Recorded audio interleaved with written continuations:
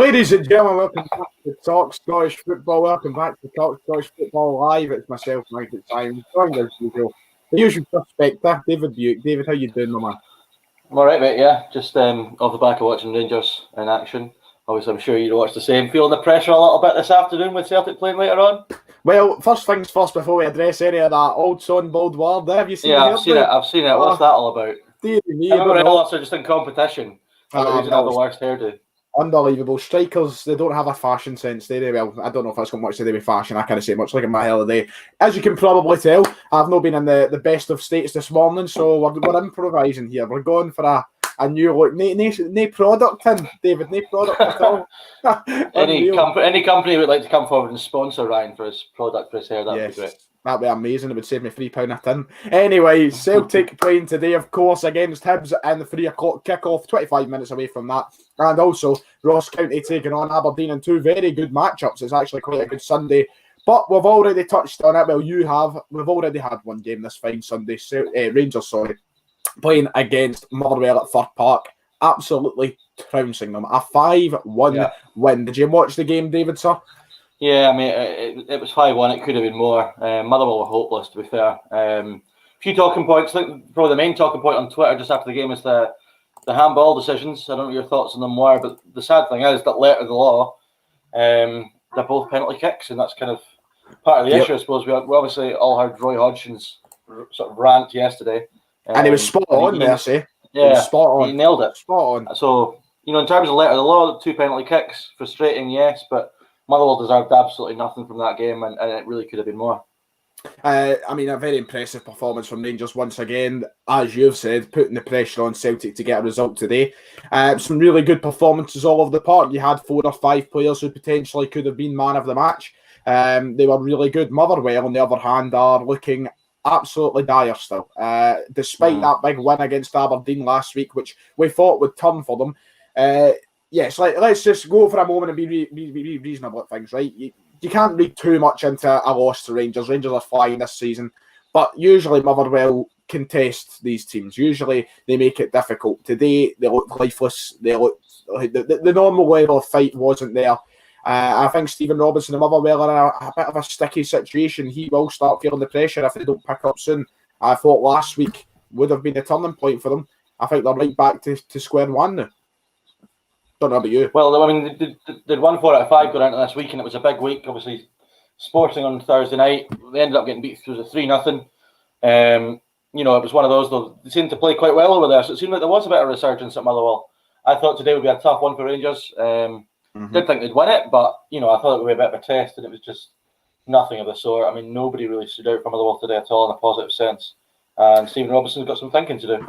Well, of course, as always, get your comments in. We'll try and keep people involved as much as possible. As you can see in the top of the screen, get involved. Leave us a comment live or tweet us and we will get you interested in the show. I'll try and keep it as entertaining as always with the random off-the-cuff questions for David. And we'll have a bit of a laugh as always. Let's see, Michael McKenna, he's commenting now saying the rule doesn't make any sense, but what is Madden supposed to do? Ignore the laws of the game. Your thoughts, David? Yeah, it's a tough one. I mean, you got to feel for the referees a little bit, especially guys like, obviously, Bobby Madden's done a lot of media work recently. Seems like quite a likeable guy, and these guys they all like football as well. So I don't think the referees will be, particularly happy about having to give some of these decisions, but they don't really have a choice at the end of the day. No, they do not. Anyway, we'll move on to the games up to play at 3 o'clock. We'll give a slight preview and prediction. I'm supposing that we'll need to go and get our beverages. I need to go and get tea before kick-off, David. I'm not going that first half without a cuppa, sir. Not doing it. Not happening. So I will try and get... Maybe something stronger, depending how the game goes. Oh, dearie me. Don't start me. I've got the brandy at the ready. I've got a half bottle of Jack Daniels down the stair, in fact. That could come to use. What do you think? That'll make you stream entertaining. Yeah, could be interesting.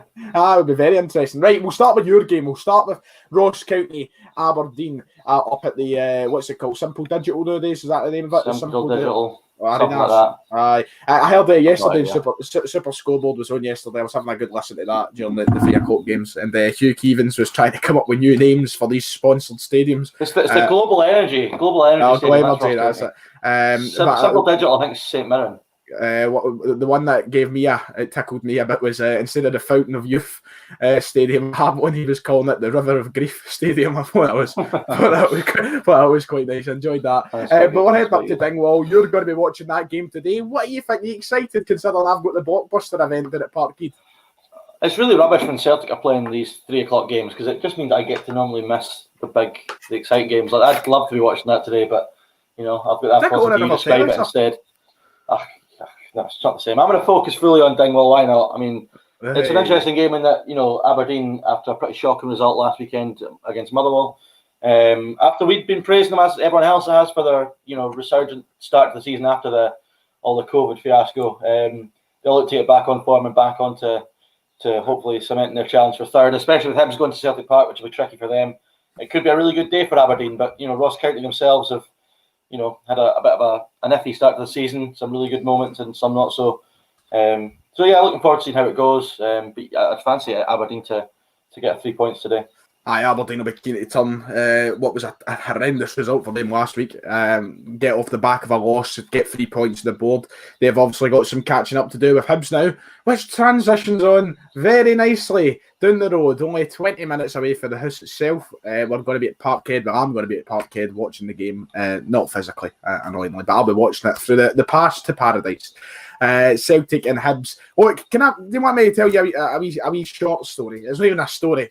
I have been getting absolute pelters on my latest video, Dave. Pelters. Oh, fantastic. Like, I've been getting humiliated. Let's just say the Celtic Daz are not happy with my comments heading into this game. The amount of comments... Did you criticise Neil Lennon? Oh, aye. I criticised... Oh, my God. You're not allowed to do that. I criticised so much... I was just in it, right? So, up until this point, right? Up until... this match preview, I have done nothing on YouTube but back Neil Lennon, supported the team, say don't worry, whatever, we're fine, we're not undefeated, all the rest of it. We performed very poorly on Thursday night. We were rotten. You've seen it, you watched it. We know how bad Celtic were. We don't need to talk about that. So on YouTube, right, on my match preview, I simply say that against Hibs, we are going to struggle.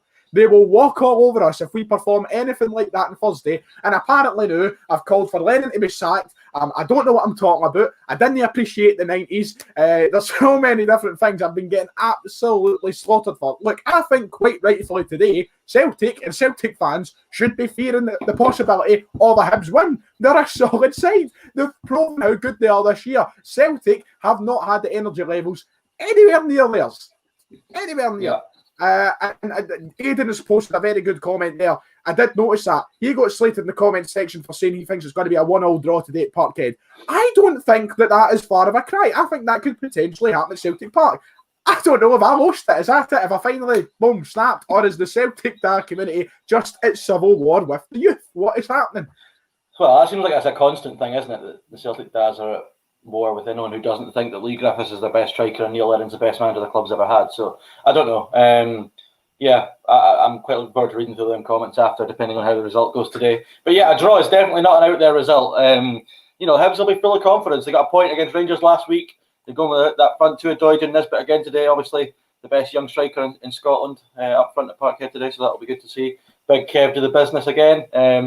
But no, I'm really annoyed I'm not watching it because it will be a fascinating game. It might suit Celtic, and they'll come out and have a go. Are you not looking forward to hearing my riveting commentary of the game? Depends how it goes, yeah. I'll tell you what, could man, be very entertaining like for me today. No, it could be. You might be losing an eardrum or two after it, for all we know. Who knows? I'm feeling a wee 90th minute winner here by none other than the man who is back in the team, Lee Griffiths. He is back. Will he see any football today? Will he bugger it? There's no chance he's coming on the park this afternoon. But he is back in the team. Sooner than I actually expected. We all asked whether or not he would ever get a game in a Celtic shirt ever again, and it looks as though Neil Lennon has kept his promise that he said to the media by giving him another chance. Have Celtic made the right call? Should he be back in that team, David? I mean, if he's training well, if he's looking sharp, then absolutely, because we know the talent he's got. You look at the strength of Celtic's bench today. I mean, it's absolutely fantastic. You've got a number of amazing footballers on that bench. So, and I think, as I said, if you've got Hibs coming and have a go at Celtic, you said it so many times before. If teams come out and try and have a go at Celtic, it leaves space. It tends to suit them. So maybe from that aspect, the fact that it's Hibs today might suit Celtic. But yeah, if Griffiths is sharp, then absolutely he needs to be in that squad because he's got the ability to be a big player for them. And a big nice dilemma for Lennon to have now if Griffiths does come back scoring goals, if he comes back with the right attitude and energy levels and the right fitness. He's got 4 first-team strikers that he can choose out of. He's got a Yeti, he's got Kamala, he's got Edouard, and he's got Griffiths. For me, that's dreamland for Neil Lennon. That's fantastic. So hopefully he is fit, hopefully he is ready to go, and hopefully he actually uses this chance without throwing it back in the club's face. But what do I know? Apparently I talk utter nonsense from the comments of the last video. So that is Celtic and Hibs today. We'll get on to our quick wee score predictions before we waste 15 minutes of the people's time and have a laugh with the audience before kick-off. And I might look for a wee first half teaser for you, David, see if you can get a question before half-time. You'll have 45 minutes to answer it, don't you worry. Anyway, right, so predictions. Ross County at Aberdeen, what are you thinking for the score? 2-0 to Aberdeen. I have already said in my video, if you all want to go and watch it before the game kicks off, my match week predictions, then feel free to head over to the Dynamo Late channel. I think I said 3-0 Aberdeen. I have a feeling Aberdeen are going to walk all over them today. I think they're going to come out with a big performance. And I think that, they'll batter them today. Absolutely batter them. Celtic Hibs score prediction. I know what your coupon says, but are you thinking the same for your prediction? I think it's going to be Celtic 1, Hibs 1. Oh, I agree with Aidan in the comments. I think it'll be Celtic 1, Hibs 1. I'm going to go for a 2-1 Celtic win. I think we will nick it. I think it'll be a very tough game. But someone left a very interesting comment on my video today. I seen it this morning, and that was actually a very good point. And I thought to myself, you know what? They could be right. What the fuck was that in my hair? Anyway, Celtic love it when they have a team who are open. They like to actually go forward. We play better against those teams rather than the teams who sit and play 10 men behind the ball. And then that's why we moan about our performances after the game. Could this potentially be a disaster for Hibs incoming if they open up too much? Probably not, but there is always that chance. So it's going to be very interesting. I think Celtic will win the game. I'm always going to back my team. I'm not a Lennon out man. God's sake, I'm not wanting us to lose the game. I just think it will be very tough. And I think a lot of people who are on the side of we should be beating Hibs today, we should be battering them, have to have a reality check because Hibs have had a very good season. Kevin Nisbet right now is one of the most exciting players in Scotland. Let's all just calm down for 5 minutes. I think that, we all thought last week that Hibs opening up and coming forward would suit Rangers, and it didn't really do that. And I think the reason for that is teams can be open against the Old Firm and get battered largely because they're open, but they don't have the quality to really consistently create chances. Hibs will make chances this afternoon. They will cause problems for Celtic that, most other teams apart from maybe Rangers and maybe Aberdeen are capable of doing in Scotland. So Celtic need to be on their game at the back. I think there'll be chances at both ends. These tend to be entertaining games, Celtic and Hibs. They tend to be goals. And I think there'll be more of the same today. We've struggled against Hibs at the worst of times. Never mind Hibs at their best. So it's going to be a very entertaining game. And of course, Jack Ross, this is the first time we've proper met him in a game. This is the first time we've played a proper Jack Ross team, I would say. So it's going to be exciting. Anyway, that does it for the previews of the game. We've got 10 minutes to waste people's time. Before we go any further, I've done a lot of speaking. I've done a lot of the introductions and such, David. Have you got any thoughts for us today? What is on your mind? I don't know, mate. I'm just you're just happy to be here. Watching football. It was weird because we obviously didn't stream yesterday, so we both kind of had the same idea at the same time that we could just stream today, which kind of makes sense. So I know we've done every match day bar the first one so far. All right, we done. Do you see? Aye, pretty much. Right, well, we're doing well. And do you know what? Did you see how gutted the people were when I put up the post saying that there'll be no live stream on Saturday? Did you see that? I know. Everybody was crying, and it was good to spend a nice Sunday, hungover Sunday afternoon with the fans as normal. It's nice to see the regulars in here. We've got Kyle, we've got Aidan, we've got Weird Glasgow Celtic, we've got a few people, but of course it's all about the laughs. Let's have a good old giggle with it, I would say. I'm more turning into every bloody time we do this, I feel like I'm turning more into Hugh Keevins. I'm mixed between him and Gordon Duncan. I don't know quite where I'm at yet. I'm in a nice hybrid between the two. Glasgow FIFA, I believe the old Glasgow Rebel, is saying to you, David, when we seen you in your Rangers top one stream? Don't know, mate. I've not ironed it today, so I didn't know it wasn't ironed. That's no staunch. What can I say? It's no staunch enough. You got the brown brogues on at least. Oh, absolutely. I can just picture you sitting with a laptop in your boxers and a pair of brown brogues. That's what you're currently going for. That's it there. Anyway, it's going to be an entertaining day. I am going to go and get the match team lineups out for Celtic. Of course, we talked about it personally. You'll probably go through Aberdeen Ross County in a moment as well when the games kick off and such. I can now confirm Odsonne Edouard has some hair. He has hair. The photo is fake. It was a Snapchat filter. It's a fake one. His hair is still there. He's looking as gorgeous as ever. Full, luscious locks. There he is with Tom Rogic having a good giggle. Somebody actually tweeted Celtic saying, Edouard, hair reveal, please. And Celtic tweeted the photo of Edouard with his hair to confirm. It still is on his napper. It's still there. It did look very good. It did look very, These Snapchat filters are getting scary. They're getting terrifying. Yeah, some of the things they can do. I'm telling you, government's got some incriminating stuff on me. What do you think of Edouard being dropped? Michael McKenna's asking. Is you away, unhappy, or just off form? We kind of talked about this through Messenger. And if you don't believe us, I'll pull up the screenshots. But we spoke about it beforehand. David was asking, what's that about? Why is Edouard being dropped? For me, it's simple. He looked absolutely knackered on Thursday. He was blown at his backside. That was after having a weekend off last weekend. Well, he must not be fit. He's got to be gubbed some way, some form. He just doesn't look himself. I think. Did you hear the comments made? I can't remember who it was now in the media talking about how. It was Peter Martin. Peter Martin was saying how he's got to pick up, or he's got to go. Friend of the show. Of course, he took quite a bit of slack for his comments towards Edouard in his column. I think that I think it's purely just down to a fitness / tiredness issue. I wouldn't look into it too much. It's surely got to be fitness, because if it's not fitness and he's dropped him for form, then that's just scandalous, because he's your best player and you've got a few players in that Celtic team who have not been in form at all recently who'd never get dropped. So, tough one. El Yunus up top today, exciting after his 90th minute goal on Thursday. We do what we've not done. We've not spoken about the results yesterday. Big Shanklin. What a goal. You got another one. Yeah. But I'll tell you what a result for Brian Rice, typical, massive. Another game you'd expect them to maybe struggle in, and they go and get a point right near the death. But Shanklin, we said it before, he'll play, he'll score goals, and that's why I kind of shouted him last week, kind of maybe as an option for top scorer of the season, and that's 2-2 since he's been back starting. So he'll be delighted. Mickey Mellon will be delighted. He's starting to score, but not a great result. I tell you what, Brian Rice must dress up as Steve McQueen every year. You don't get it, do you?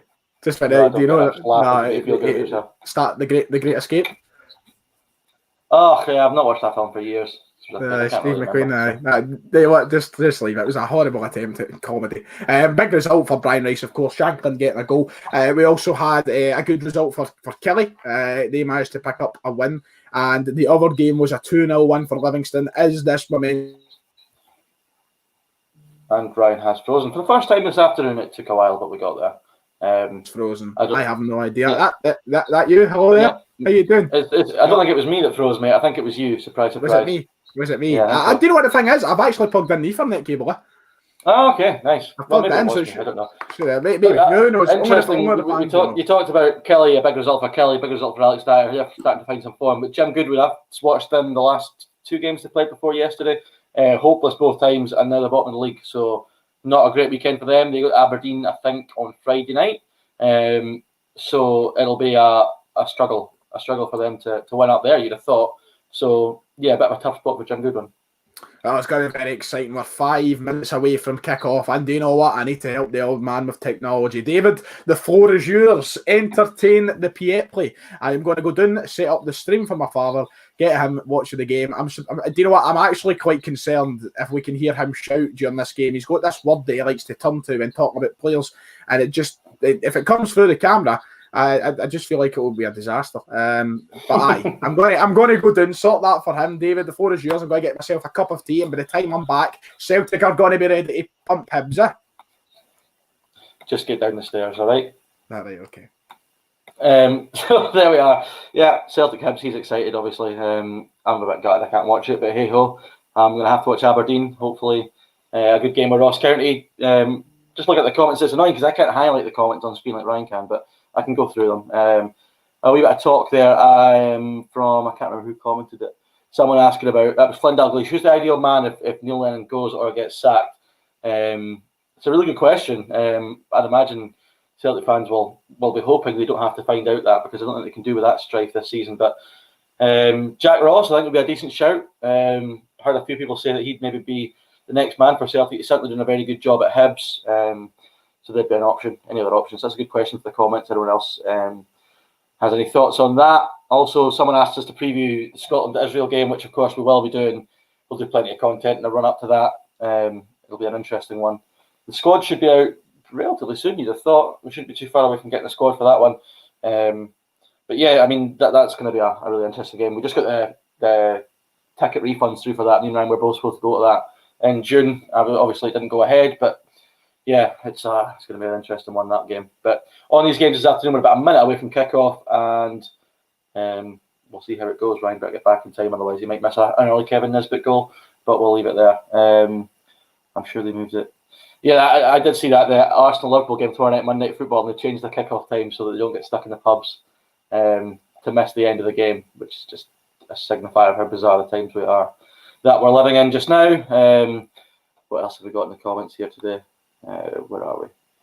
Yeah, the Edouard thing's interesting, because if he's not injured, I just find that absolutely bizarre, because he's Celtic's best player and he's got to play. What game? I'm watching Ross County Aberdeen, Liam. So yeah, I think I do maybe do the short straw this afternoon. But Ryan's always going to get these Celtic games. I do think it would be a really interesting thing though if I had to make Ryan sit there not watching Celtic and listen to just me describe it for him. I think that would make for good viewing. But there's no way he's gonna let me do that. You can sit down there with Stevie and watch it down the stairs on whatever platform he's watching it on. What was the Pars result yesterday? They won 1-0 in a friendly. Get ever closer out of the Championship, the Betfred Cup starting, so that's exciting. Yeah, looking forward to that. Get the proper football back, the proper Scottish stuff. Championship, best league in the UK. Edward's been off the boil. Yeah, he's been off the boil, but you know, so's is he being any worse than Ryan Christie, than James Forrest, and Scott Brown? I'm not convinced. You know, and I think he adds more. El Yunusi as well hasn't had a great start to the season. I wouldn't have said, yeah, he got the goal on Thursday night, but if it's in terms of form, I'd be surprised if we were picking El Yunusi ahead of Edouard. But yeah, it's going to be a really interesting game. But just all the Celtic fans in the comments, are you nervous? Does anyone think the Hibs are going to get something today? I certainly think it'll be the toughest test for Celtic so far this season. And there'll definitely be goals, I'm sure, because there always isn't that fixture. And you look at the attacking lineups at both sides, there's plenty of goal scorers in there. So what is the Spurs score? I have no idea. I think it was 1-0 to Spurs.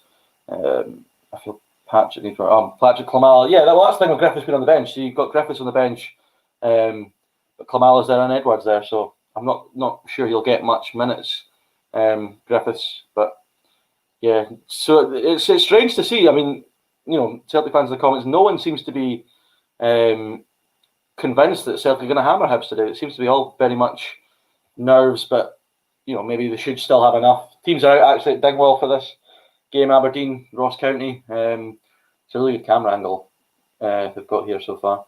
But yeah, Aberdeen will need to bounce back from that midweek. You know, they did okay against Sporting. Perhaps just a slow start let them down. But yeah, I would fancy them to get the win. Obviously, Ross County got a good win last week against St Johnstone. But yeah, you'd imagine Aberdeen will get the win today. Willie Collum is the ref. And they must be underway at Parkhead, and Ryan's almost underway, and Ryan's still AWOL, so that's interesting. Yeah, so afternoon of football, 2-3 o'clock on the Sunday for us to go through. Hopefully it'll be a good laugh, good fun, some good football and some goals. That would make things better. Martin Boyle against Greg Taylor will be fun. Yeah, it'll be an interesting new matchup. But you know, I think that might be why Taylor's playing today instead of maybe Forrest on the left, just as a sort of bit of respect to Martin Boyle and to Hibs, because you know Boyle's been one of the best players for a good time in the league now outside the Old Firm. So Taylor as a natural defender would be more of a natural matchup against Martin Boyle. Aberdeen are going with that 3-4-3 again today by the looks of things. Obviously, you know, Scott McKenna, some saying that maybe they missed him on Thursday night. So it's a back three of Hobad, Taylor and Considine, who a few Aberdeen fans maybe not as confident with that three now that it's missing Scott McKenna. Players just taking the knee at Dingwall, and we're just about to get underway. Ollie Shaw will kick off for Ross County. I look rough, yeah. I'm a wee bit rough, mate. A wee bit, but nothing we can't handle. So yeah, underway in Dingwall. I don't know what Ryan's up to, but he's missing the start of his game. There he is. Yeah. Oh, he's stuffing his face. You sound so surprised, mate. What you munching on there? Wee bit of toast. Oh, fair enough. And Stevie treated me to some toast when I was in the stair. So just butter on your toast, and else nice on that. Nah, I'm just a butter man. I'm a simpleton, you know. I like taking things vanilla. So we're underway up at Dingwall then. We are, mate, and Aberdeen are immediately on the attack in the Ross County box. Johnny Hayes is down the left here. Your hero whips across into the box. It could be a goal. What a chance for Aberdeen. Should be 1-0 to the Dons inside a minute. Niall McGinn cross from Johnny Hayes on the left, cuts it back across. They can't clear it. Comes out to McGinn, right-footed volley, and he blazes it over the bar. Should be 1-0 to the Dons. We're not quite kicked off yet at Parkhead. The teams are in the huddle. Celtic today playing the 3-5-2. Edouard has been dropped. Griffiths returns to the team. Celtic look a strong outfit that Hibs have started the season incredibly well. It's got to be entertaining. Will Kevin Nisbet come to Parkhead and do the damage? Will Martin Boyle do the damage? Will Doyd score like last week against Rangers? All these questions will be answered over the course of 90 minutes. Get your questions sent into the chat. We'll try our best to answer. And just importantly, enjoy the game. How's that, David? We had somebody in the comments mention the matchup between Taylor and Boyle today. I think that might be one of the reasons that Greg Taylor starts today, just that natural defensive cover up against Martin Boyle. I'll tell you what though, I've got a very big question. It's not the post. Aberdeen should be 2 up. Well, it's still 0-0, but they've had 2 golden chances. I think it's Marley Watkins that's hit the post. McGinn's in down the left, cuts it back to Watkins. Side-footed effort off the post. And it's cleared. Ross County living dangerously for the first few minutes. We have kicked off at Celtic Park. It's underway. Celtic in the green and white, of course. Hibs playing in their grey and whatever coloured number. I think it's purple in it. It is a very fine day down at Parkhead. The weather is shining also up here in the land of Garfanlock. We are having a good time. I've been asked a big question from a good friend Scott, a friend of the show. You know Scott. You love Scott. We all love Scott. He's asking you, what is your thoughts? And this is the first big question of the day, David, right? What is your thoughts on Bobby Madden's backside? What a question! I have to be honest. I don't really. Not something I really noticed. No. Was it very noticeable this afternoon? I don't know. It must have been if Scott's asking me to ask us. A friend of the show, of course. Thank you, Scott. That raises some questions about Scott himself, to be honest. Perhaps. Nothing wrong, of course. But if you have got comments, feel free to send them into the chat. We won't be flashing any on screen as we watch the football, but we will answer. Bayern Munich apparently 2-0 down, surprising there. Apparently Hayes was class the other day, says Ed and Brennan. Did you watch any of Aberdeen's meeting with Sporting Lisbon? I did not, mate. I saw the highlights, though. I was saying pretty much, though, Aberdeen, just a slow start seemed to let them down. They did well. It took maybe 20-25 minutes to get going, which ended up costing them, really. But yeah, he started well so far. Brilliant. Brilliant near baton. Tell you what, Celtic moving the ball very well. It does eventually be given away, but Celtic starting the game looking promising. Bad clearance for Marciano there. Could have took advantage if Ayeti was sharp to the touch. El Yunusi was sharp to the touch. I'll tell you what though, the ball has been moving around fast. Hibs now breaking, going into counter-attack. This looks good. I believe Doig is moving forward with the ball as we speak. He's moving in, sends it. Shane Duffy clears the cross, and it goes back to Celtic as they move out from the back. It has been a fast-paced start to the game. Celtic are looking silky with the movement of the ball, but Hibs, strong. Alec Gogic is looking a warrior today. As he always does. He's just an absolute brute in the middle of the park. I mean, as soon as you've got a baldy head, you are qualified as hard man of the team. Michael McKenna asks, who's Marciano? Marciano, is that not the name of the Hibs keeper? I don't know. Maybe it's implying that it should be pronounced Marciano. I don't know. This is. I thought his name was Mark. I'm sure I used to always call him Marciano. And then I'm sure I got. I'm not entirely sure, to be honest, mate. You know what? It's fine. I'm planning on being a commentator, and I can't pronounce half of the names of players of opposition teams. You know how I call Sibaldi or whatever I call him. It's Ian Vigors gets the Vigors. The Vigors treatment. Yeah, it does look like a Vigors to me, I must admit. We have 97 people watching live at the current moment in time as kickoff has just came around. Thank you all for tuning in. If you are new, please make sure to like and subscribe. Our commentary of the game will be always exciting as you're getting some help in the comments about how you should pronounce Marciano's name. Okay. Someone says it's Marciano, and the other person says it's Marciano. Very quickly as well, we have big plans for the channel soon. There's actually a big reveal going to be coming at some point, isn't there, David? We know what we're talking about. We know. We have fun. There's going to be something massive happening in the future. So if you can donate, please make sure to do so in the Super Chat donations. But of course, we don't beg for your money. If you can, you can. If you can't, you can't. I'm not entirely sure what you're talking. Oh, I do know what you're talking about. Yeah, you do know what I'm talking about, for Pete's sake. Took me a while there. I thought I was. Took me a while. I did. Hibs have a corner. It's the first chance of the game. You could say it's going to be Newell to take over on the right hand side of the park. They're playing all their players outside the area. It's a proper Pez corner here. Players outside the area look as though they're going to make the dart. And will it work? Ball is passed short. It's went forward. Oh, another big chance for Aberdeen. They're getting so much joy down the left through Johnny Hayes here. They've created another chance. Ball comes into the box. Scott Wright just... But Jeremy Frimpong's away. What a run for me, Jeremy Frimpong here. He's went the whole park. That's a free kick, surely. No? He's not giving it. Frimpong's down. He looks winded. He looks like he's took a wee bit of a knock there. But he ran the whole length for the park. And it's good to see Frimpong in the starting lineup. Of course, people ranting and raving about how he came on the other night and changed the game down that right-hand side. How important is Jeremy Frimpong to Celtic's style and their system? The free kick has been given, I can say. The foul was given. He gives him such nice balance with a 3-5-2 because he is a defender, but he's a very much an attacking fullback, so he's almost perfectly suited to it. Aberdeen have started so well here again, winning the ball high again. McCrory, what a save, Ross Laidlaw. Ross McCrory from about 25 yards, right-footed effort tipped over the bar by Laidlaw. But Aberdeen with now 4 big chances so far. A goal or two up. El Yunusi and Ryan Christie standing over the free kick for Celtic is a very promising position. And I'll tell you what, Ryan Christie will be fancying this as the wall steps up. Christie steps up and it hits right off the wall. It wasn't a very good free kick. That's not like Ryan Christie. No, it's not at all, is it? Near Beaton back in starting lineup today after a very impressive performance on Thursday, I thought. And I think so far today he's looked really good on the ball. Celtic moving forward. McGregor ball in cleared from Hibs as they now go up the park themselves. Kevin Nisbet taking near Beaton right out the game as I big him up and the ball is sent out wide. Hibs now moving forward. They look good. Martin Boyle facing up with Jeremy Frimpong. This is entertaining to watch. Dancing with his feet, ball in. Barkas spills it. Oh, he spilt the ball, and I'll tell you, Doig will be kicking himself if he wasn't in there to put that at the back of the net, but he does come out and claim it. Hibs looking delicious on that left-hand side. Martin Boyle is fancying himself against Frimpong. It's been a very entertaining start here. Already end-to-end in that game, as we suspected it might be. Aye. Yeah. The Barkas critics will love that. Oh, they will do. They will. He just spilled. The ball comes in. It's a very enticing cross, you could say, from Martin Boyle. And Barkas does come out. He does the right thing. He just doesn't get a grip of it. And he's lucky that Doig didn't move as quickly as he should have, because he could have been on the end of that. It really could have been 1-0 to Hibs there if it went the other direction. Gavin Strachan on the bench for his earpiece in, looking like he's intrigued with his iPad. It sounds one way at Ross County, though. Gives a wee input for the fun. I'll tell you what, though, before you do, actually, can Celtic TV hurry up and sort out the scoreboard and give us a timer? I don't have a clue what minute we're on here. I had a timer at the start of this game and now I've lost it, so I don't know what the script is here either. But Aberdeen completely in control so far. Derek McInnes will not be happy though, because they should be 1 or 2 up easily.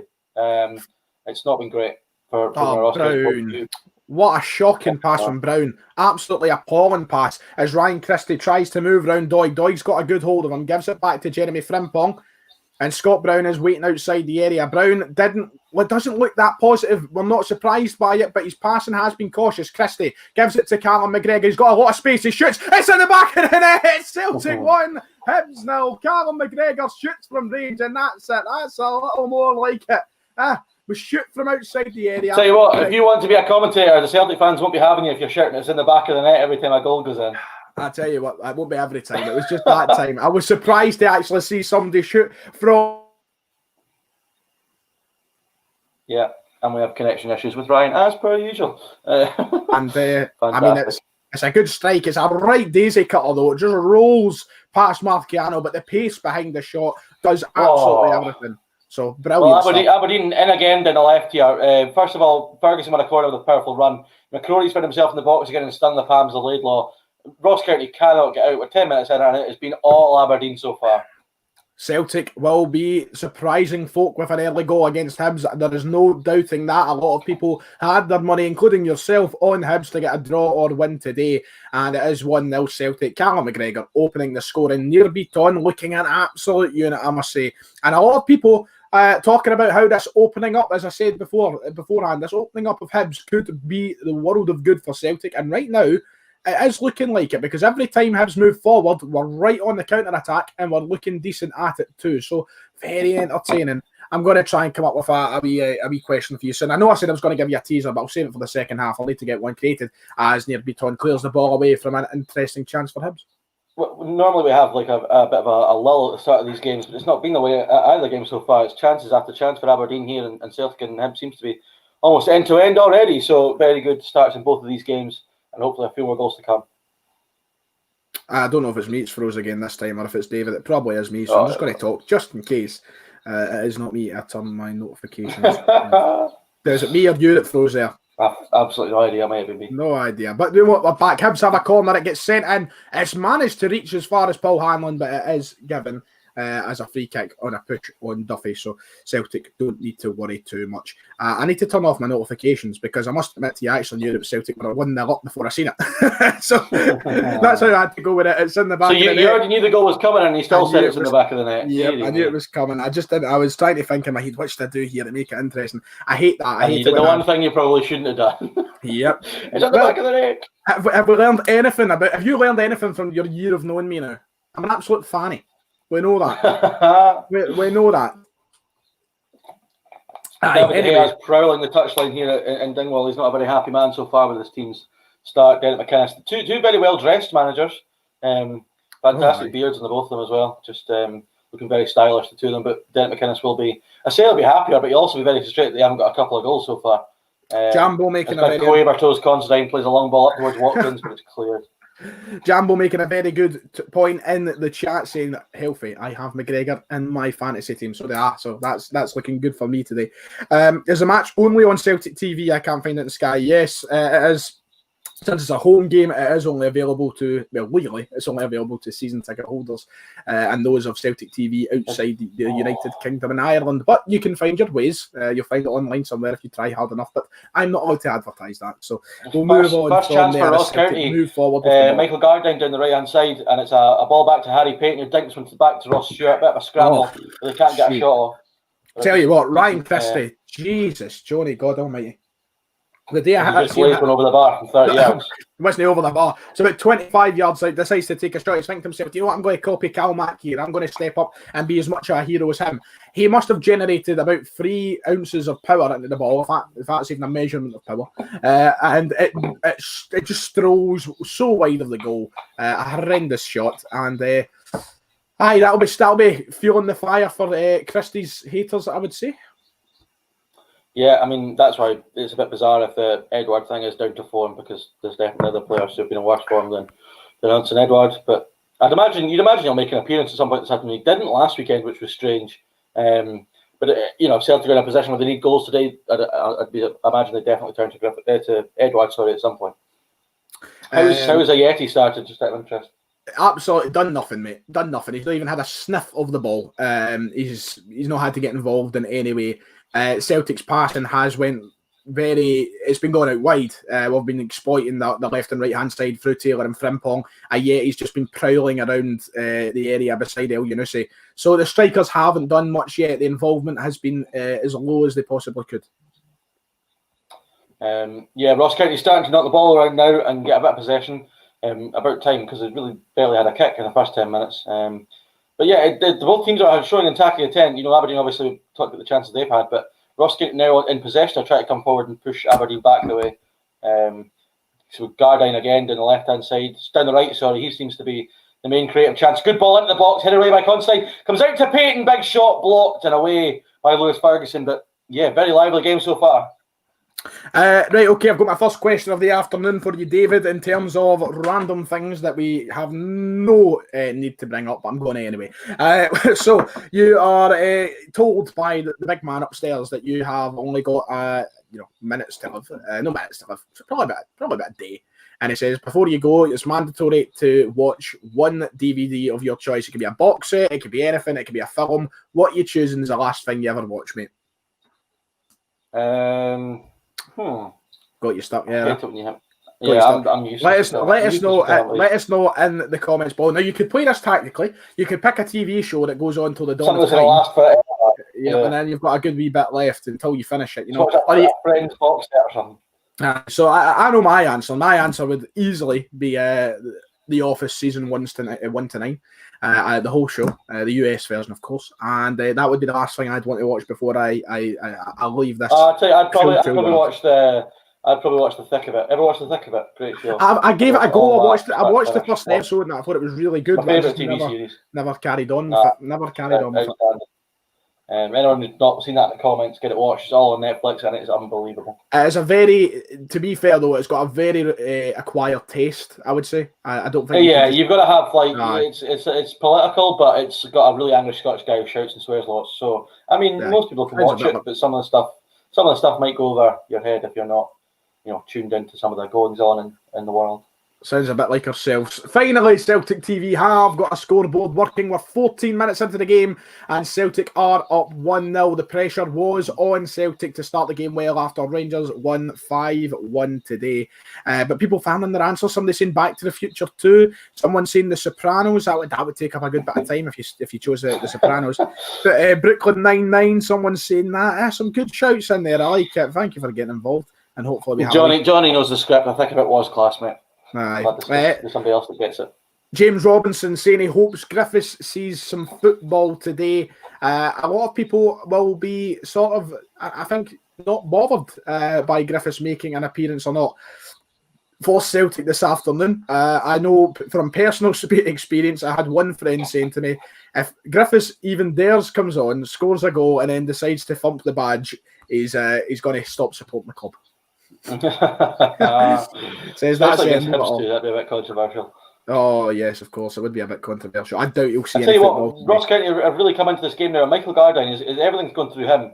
He's been at Ross County for so long now, and he's still their main creative force. What a player he is! And he's had a low shot driven in, and it's cleared by Ash Taylor. But Ross County really starting to get things in motion now, and Aberdeen pegged back a little bit. Oh, big chance for Hibs here! Oh, it hits the bar. Hibs got a big chance. And it was Christian Doidge who hit the shot. A good bit of football, really well started by McGinn. Ball sent over. Shane Duffy finds his positioning all over the place. Nisbet sends a delicious ball in. He really should have hit it first time. He delays himself on the finish. And because of that, he's probably, took it too far wide for himself. And he's hit the bar with it. Hibs with their biggest chance of the game so far. It was one of those ones that kind of skims the top of the bar more than a hitting the bar and bounce back out. Goal kick. Celtic move up the park. And Frimpong is looking really hungry here. Frimpong moving with a ball in the box, cleared by Hanlon. And it goes back to the start again. Just shows the dangers of Hibs. This is why I said the Hibs will come out and have a go. But the thing is, as well as opening the game up for Celtic, they have their own threats, Hibs. And, could have been one each there by the sound of things. Nisbet sending a really good ball, and very quickly I want to get out the way straight away, and get it just out the equation, so I don't need to bring it up later on. In 2 years' time, I can see that wee boy with a 15 shirt for Hibs playing in the green and white hoops. I can see it. Well, I'd like to see him playing in the dark blue of Scotland first, and I think.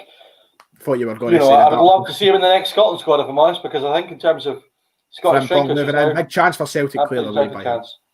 It does deserve. Yeah, that's what I said at the start of the season, was that by the end of the next calendar year, 2021, he would be capped by Scotland, and he's done so well that it's easily conceivable that he could be in the next Scotland squad, which would be great to see. A big conversation point yesterday on the radio was talking about the striker situation now that Shankland is back in the fold and is scoring goals. Scoring 2 goals over the past 2 games. Does Shankland now become the shout for the starting striker for Scotland, David? If Lyndon Dykes is fit, he starts. I think that's pretty obvious for me, based on the fact he started the last 2 and he was our best player over the 2 games. So, yeah, for me, Lyndon Dykes would start. Seems to be scoring a few for Queen's Park Rangers so far. But Shankland's a great option to have, especially if you're in a position where, maybe things aren't quite working with just the one up top. You need a goal. As a partnership, I mean, they've got all the makings of a good partnership. Big guy, little guy. Dykes will run the channels, one headers, one flick-ons. Shankland just a natural goal scorer. Whose link-up's also very good. So some decent options. I'm going to presume it's him. I'm going to presume it's actually me. This probably makes more sense. Anyway, hello back. Hi, nice to see you. Need to get this sorted out. Someone now on the chat saying, who's up front other than a Yeti are to be back to playing one up top? Is Mohamed El Yunusi playing up front with him today? And there's one thing I want to bring up, because we've kept quiet on it, David, as we talk Scottish football today. A big story in the world of Scottish football for those of the Championship and par selection of the few. Big week for Dunfermline, eh? These are pulling these signings out of the bag.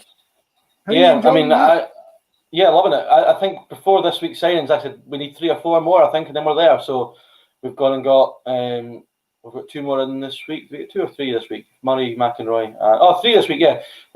Fraser Murray, Kerr McInroy, and Lewis Mayo. All signed on loan. 3 good players who all individually for their clubs have been on the fringes of their clubs. I mean, McInroy was in and around the Celtic team pre-season. Mm-hmm. Lewis Mayo is very highly thought of in the Scotland 21 squad for the next round of fixtures. Fraser Murray definitely highly thought of at Hibs. So really excited with those 3. And there's 1 domestic loan left. I think that'll probably be our last signing, and we're almost there. We've got a good looking squad, and just can't wait to get the competitive stuff started. Really impressed with the signing of Lewis Mayo. I must admit, you're looking at a proper good young centre-half, Scottish centre-half. I messaged Dev about that straight away. Sharp, Dev, friend of the show. He rates him highly also. But it'll be an interesting start to the season. I just absolutely cannot wait for it now. Well, 20 minutes into my own team's game here at Parkhead. Celtic won, as some are calling it, Parkers, of course. Celtic won, Hibs 0. 20 minutes into the game. The game has slowed down a bit from the hectic start that we had. It was end-to-end stuff. Celtic now looking to do the usual. Hold on to the ball, stretch out the opposition. We're passing it side to side. We're looking around the park for options. It'll be interesting to see what direction we go in the second half. One big point that I wanted to actually bring up myself was the exclusion in today's lineup of David Turnbull. You had a wee dig on Twitter, of course, at Sky Sports, and their inclusion of David Turnbull on the match graphic for today's game. But you also said, of course, with the way you think Neil Lennon's treating them, he must forget that they've signed him from Motherwell too. So do you think it's that? How you feel about Turnbull not getting into the Celtic squad? It's just frustrating to see a young Scottish talent who's done so well because he's played so many games in this league not really getting a kick. Obviously, he's still young and he will get time at Celtic. It's just, I think, frustrating, especially when they're not maybe being creatively as good as they have been in the past. You'd want somebody like Turnbull in who's direct in terms of his running from midfield. He's got goals in him. He's got assists in him. It's just amazed me that he hasn't been given a chance from the start in the league yet. But it'll come. But I think maybe at the moment we're at a point where we're so close to the Old Firm now that he wants to have a settled team. We spoke about it last week. He needs to have a settled-ish team heading into the Old Firm. Now, apart from maybe Edward, the rest of that team, maybe Julian if he gets back fit, but especially in the midfield now, I'll be looking to get a base that starts that Old Firm game. So maybe after that we might see more of Turnbull as fixtures start to congest, but definitely frustrating he's not played so far. Well, not played much anyway. Jesus, Johnny. I need to sort this internet out, son. But you were making some very good points. I was enjoying what you were saying before I was cut off in the last fucking 5 seconds of it. A lot of people bringing up that Luca Connor should be getting a chance as well. Perhaps give him a wee chance at the left wing. Yeah, how amazing is he on Football Manager, by the way? What a player he is on Football Manager. I'll tell you what, so you never obviously watched the self-isolation save that I done on my channel, right? I watched bits and pieces. Oh, well, thank you very much. I appreciate that. So anyway, Luca Connor, I owned them out like the 2 seasons that I played on camera. Never made one appearance for me at Celtic. Not one. Not one. I sold him to Leeds for £17 million. Yeah, I just bought him in. I bought him from. No, I'm not. It's a throw-in. I'm talking absolute rubbish. I like to see the referee called for a foul. Neil Lennon's looking very handsome today. Nice wee body warmer on. He's got the gilet. He's got the tracksuit underneath. He knows how to make a man fluster. Tell you that. Just out of interest, just for the comments to give us a bit of help here, I think, Ryan, you're thinking we're freezing quite a bit. I'm not noticing this so far. From the comments, are you noticing it? Are either one of us freezing at any point? It's like I think it might be a problem at our end rather than it's definitely like my end. So I do apologise. I'm still trying to think for a wee teaser question for you for this afternoon for you and the comments to take part in and see if we can get anything. I'm probably going to do a wee who am I and give a few steps. So I'll do my thinking. I'll do my thinking. And I'll get back to you in a few moments' time with a player that we could potentially do that people can try and guess with. So I'll start off with giving you 2 clues to see if you can guess the player. And then if you can't get them after that, then I'll keep revealing clues until we try and get some answers. How's that sound? I like it. You like it, mate. Thank you very much. It's called Creative Genius. That's what it is. You've got it in abundance. I'll go off, of course. I'm going to go and find somebody. I'll get back to you very, very, very, very soon. Incidentally, Johnny Hayes, who is absolutely your hero in life, has been Aberdeen's best player so far. He's so bright down that left-hand side. Everything's coming through him. But they're really fluid. The sort of, McGinn, Hedges, Scott Wright, Watkins are very fluid up there as well. You've seen them popping up all over the shop. Aberdeen, who started so well, quite off the last 10, but now after Ross County's best spell of the match, the Dons are coming back into it. Watkins now with the ball on the left-hand side, wins a free kick, does he? Yeah, he does. And Aberdeen have had a few of these situations, free kicks from inside the Ross County's box. The final delivery just hasn't quite been good enough yet. It's been quiet from your end for the last wee while over at over at Dingwall. So I was hoping that the game was still on, but it just seemed like they could have been gone for a moment. Right, are you ready? We're going to start the Who Am I for the first half. The second half, I'll get another teaser for you. By the way, Kevin Nisbet has just absolutely bullied Scott Brown there. He's went down, but no free kick is given. Nisbet, stop rolling about. Right, okay, you ready? 2 clues to start you off. I'm telling you, next week when we go live, I'm going to kit this live stream out. I'm going to have graphics, I'm going to have sound effects, everything, so that we can actually have a wee bit of atmosphere, if you like. So the first clue is. So the first clue is you'll get 2 clues, right? First clue is he started his career at Manchester City. And he is one of the few players in the Scottish Premiership to score, an abundance of goals. I think I'll tell you the exact number. He's one of the only players to score not an abundance of goals. It's definitely not an abundance, but you're looking at 10 plus goals from outside Europe. Started at Manchester City, played in the Scottish Premiership, and he's scored more than 10 goals, but he's been capped outside of Europe. That is the first 2 hints. If you do want to fire away with some guesses in the comments, feel free. That is the first player. So he's played in Scotland or plays in Scotland? He played in Scotland. Yeah, that's your first. And he scored a few goals for a national team that's not in Europe? Yes. Right, okay. Oh, right, okay. That's a tough one. I'll have to think about that. So when you said Man City, I immediately thought John Guidetti, as the chat did, Guidetti, Sinclair, Samaras, and Jam. But obviously, we're getting some good answers in, but they're wrong. Of course, he is outside of Europe. Started his career at Manchester City, has been capped for a country outside of Europe, and he has scored more than 10 goals in the Scottish Premiership. That is your clues to start us off. Samaras, Greek, of course, and Cham, French. We've got Guidetti, who's Swedish. As we go, 25 minutes. Scored quite a bit more than 10 as well. Still have that's a really good question. I like it. There you go. As it gets harder, as every 5 minutes pass, I'll come back to it and give you another clue. But feel free to follow Is it Chris Cullen? Into the comment section. Don't you look at the comment section. Well, if the comments get it, then fair play to them. I can confirm someone in the comments has got the correct answer. Oh, so it's one of those 2. Right, okay. Someone has. But is it Chris Cullen? Is that who it is? The correct answer is Chris Cullen. Chris Cullen is your answer. It's a really good shout, yeah. I didn't know about the Man City thing. Nah, the third clue I was going to give was he was caught winching at a fellow teammate at Glasgow Airport. Or an airport, I don't know what airport it was. Really? I don't even remember that. Have you never seen the photo of him knitting Darren Adee? I've not seen that, no. Have you not? I'm going to send you that right now. Well, interesting. Players got up to in their own time is completely up to them, but quite raunchy, if you ask me. What, half an hour into both these games now? Well, it must be about, you're a couple of minutes behind me, so maybe 25 gone at Parkhead. Yeah, we are currently 27 minutes on the clock. It has slowed down big time over the past 10 minutes. It is not quite the first 10 minutes that we've seen, but I'm telling you, it's going to liven up any minute now. So very entertaining game yet to be played here at Celtic Park. It's not dead yet. So it's quieting down here in Dingwall after a really good start. Do you think now, looking at the Celtic squad, that maybe the Johnny Hayes thing was more of a mistake to let him go?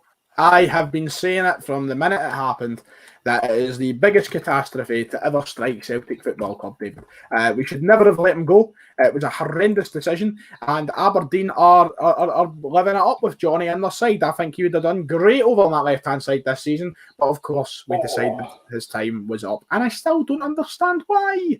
But we'll have to move on. Here's a big chance for Aberdeen. Ryan Hedges' effort deflected wide for a throw. Tell you what. But I have to say, I'm impressed with Aberdeen so far, the way they're moving it left to right. Lots of work to the left from Hayes and McGinn. and also Hedges and Wright on the right-hand side are looking bright also. It's surely about time Aberdeen got a goal because they've had plenty of chances in this half. Jeremy Frimpong breaking away here, and it looks very enticing for Celtic. Frimpong switches the play, gives it to Cal McGregor. It scuds off his napper. He's in space for a shot again. He decides not to, gives it out to Taylor, whose cross goes to absolutely no one.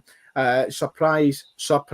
I was actually going to say something and I've forgotten it. It's completely slipped my mind what I was actually going to say. The scores and the doors currently in the Scottish Premiership. I actually forgot to put them on screen. Thank you very much, James Robinson, for reminding me. The scores and the doors is currently Celtic 1, Hibs 0 and Ross County 0, Aberdeen 0, with Rangers winning 5-1 in the early kick-off today at Fir Park in a game where they absolutely dominated. But Frimpong right now looking like the star player for Celtic. He's been up and down the park, energy levels magic. He's been breaking out. I'm just quite annoyed that he chose that pass for McGregor there. It was not the right pass to make. I kept going with it, looked to drill it in along the box. Taylor had the right idea, just didn't connect with anybody, and I'm sure a lot of people will be slagging him off for that. Oh, Aberdeen have hit the post again. Niall McGinn this time. It's Scott Wright down the left-hand side, cuts it back towards Watkins, who does really well just to lay it off to McGinn with a curling shot back across the goal, hits the post, he comes out. Aberdeen somehow not 1-0 up here in Dingwall. I'll tell you what, you've got over 10 corners in the game here. They're doing well so far. Hibs have had plenty. I don't think Celtic have seen any, but I can't remember any off the top of my head. I think it was combined, I put so. Hibs have seen plenty, mate. Hibs have seen plenty of them.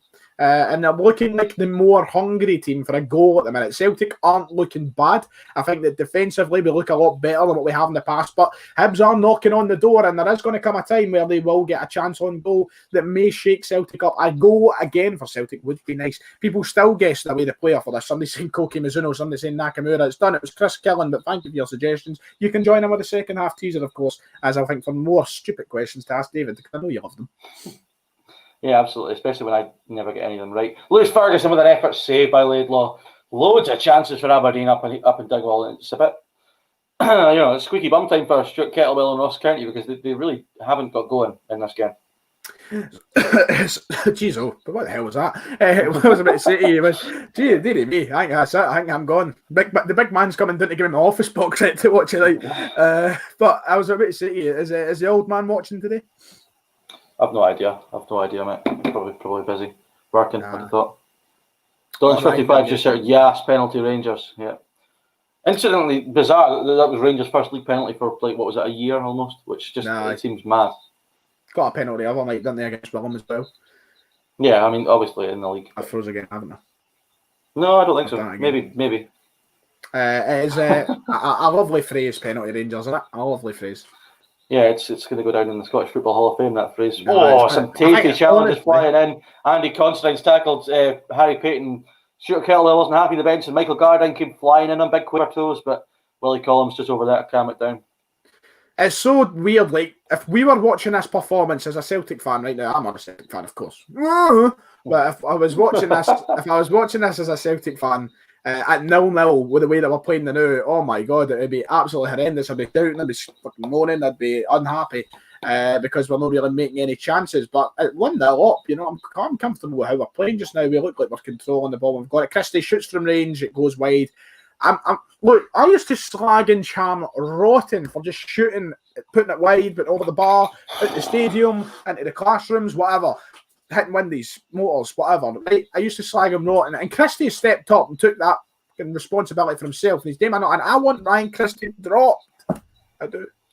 Ross County have just done the most infuriating thing for a centre half in football. They get a free kick to the halfway line, they get everyone forward, all the big players, all the centre backs. They take it short, then lose it, and it goes out for a throw. Just infuriating. Penalty Rafe Rovers. Doesn't have the same ring to it, does it? Does not. No, definitely not.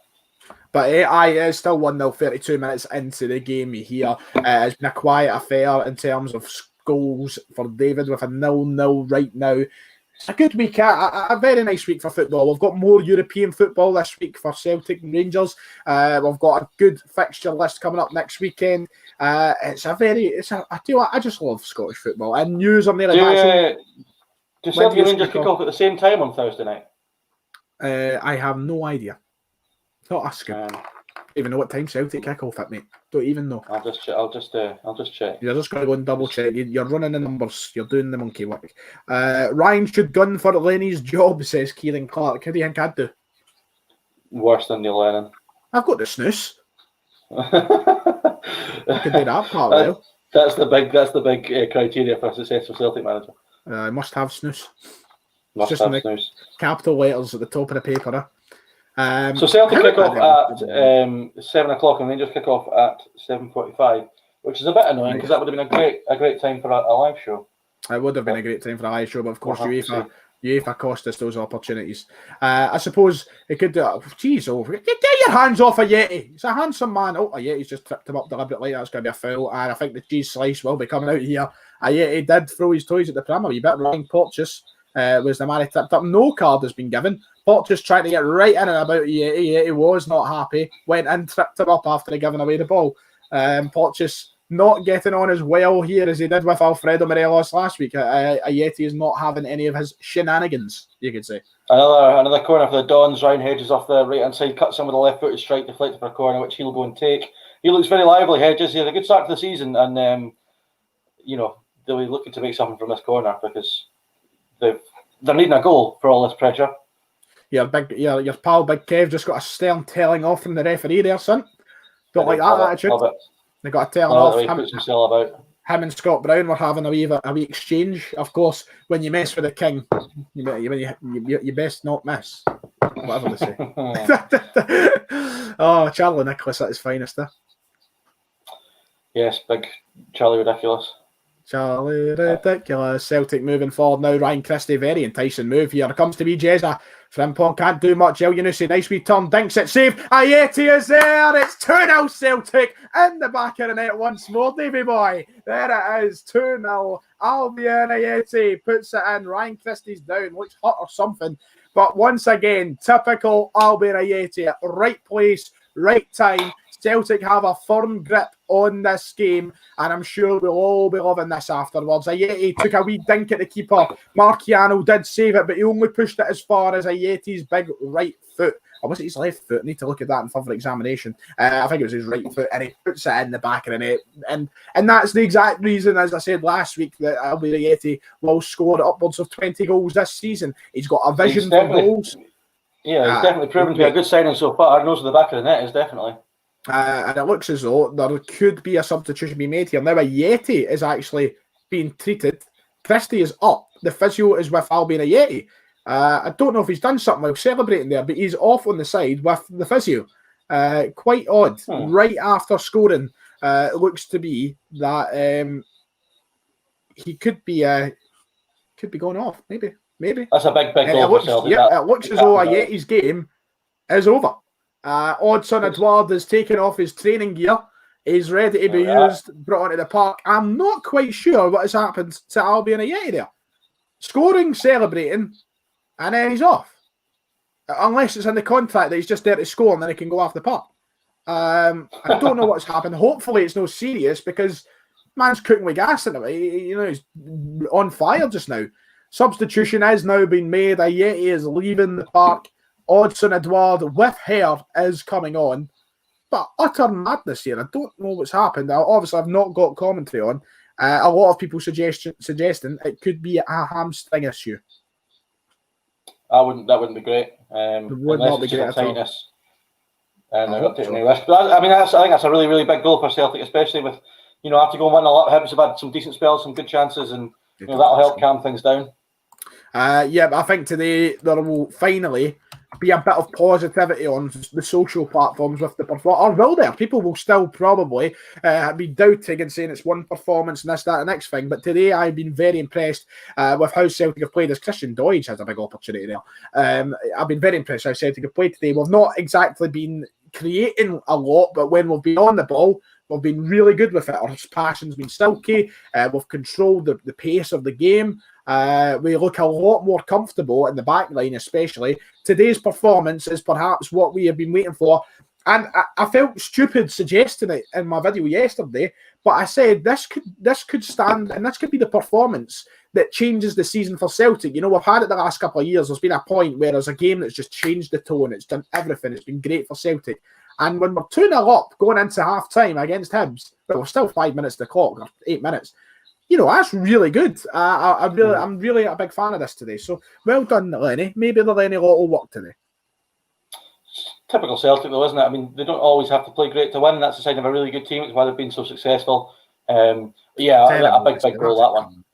Corner surely there is given back to Marciano for a goal kick. Liam Buckley is asking what is snooze? What is snooze? That's what Liam Buckley's asking. A wee bit of snooze. Snooze is our take on snus. Just simply put, Ayeti, they're showing a highlight now. Yep, Ayeti's running in celebration, and you can just see his face drop. He's like, "Oh God, done something here. Something's gone," and he signalled to get substituted off the park. So not ideal. As Jeremy Frimpong, what a tackle! Get back! Oh no, he's done injured. Oh, you're taking the mick. Our team's falling apart. Frimpong's hurt. Not a great start. El Hamed's on the bench, though, isn't he? So that's at least as a replacement there. Celtic aren't stopping though. They're going to keep going. They don't care if one of their team's down. Christie finally does kick it out. Talking about snus, I'm choking for us now, but we'll wait till after the game.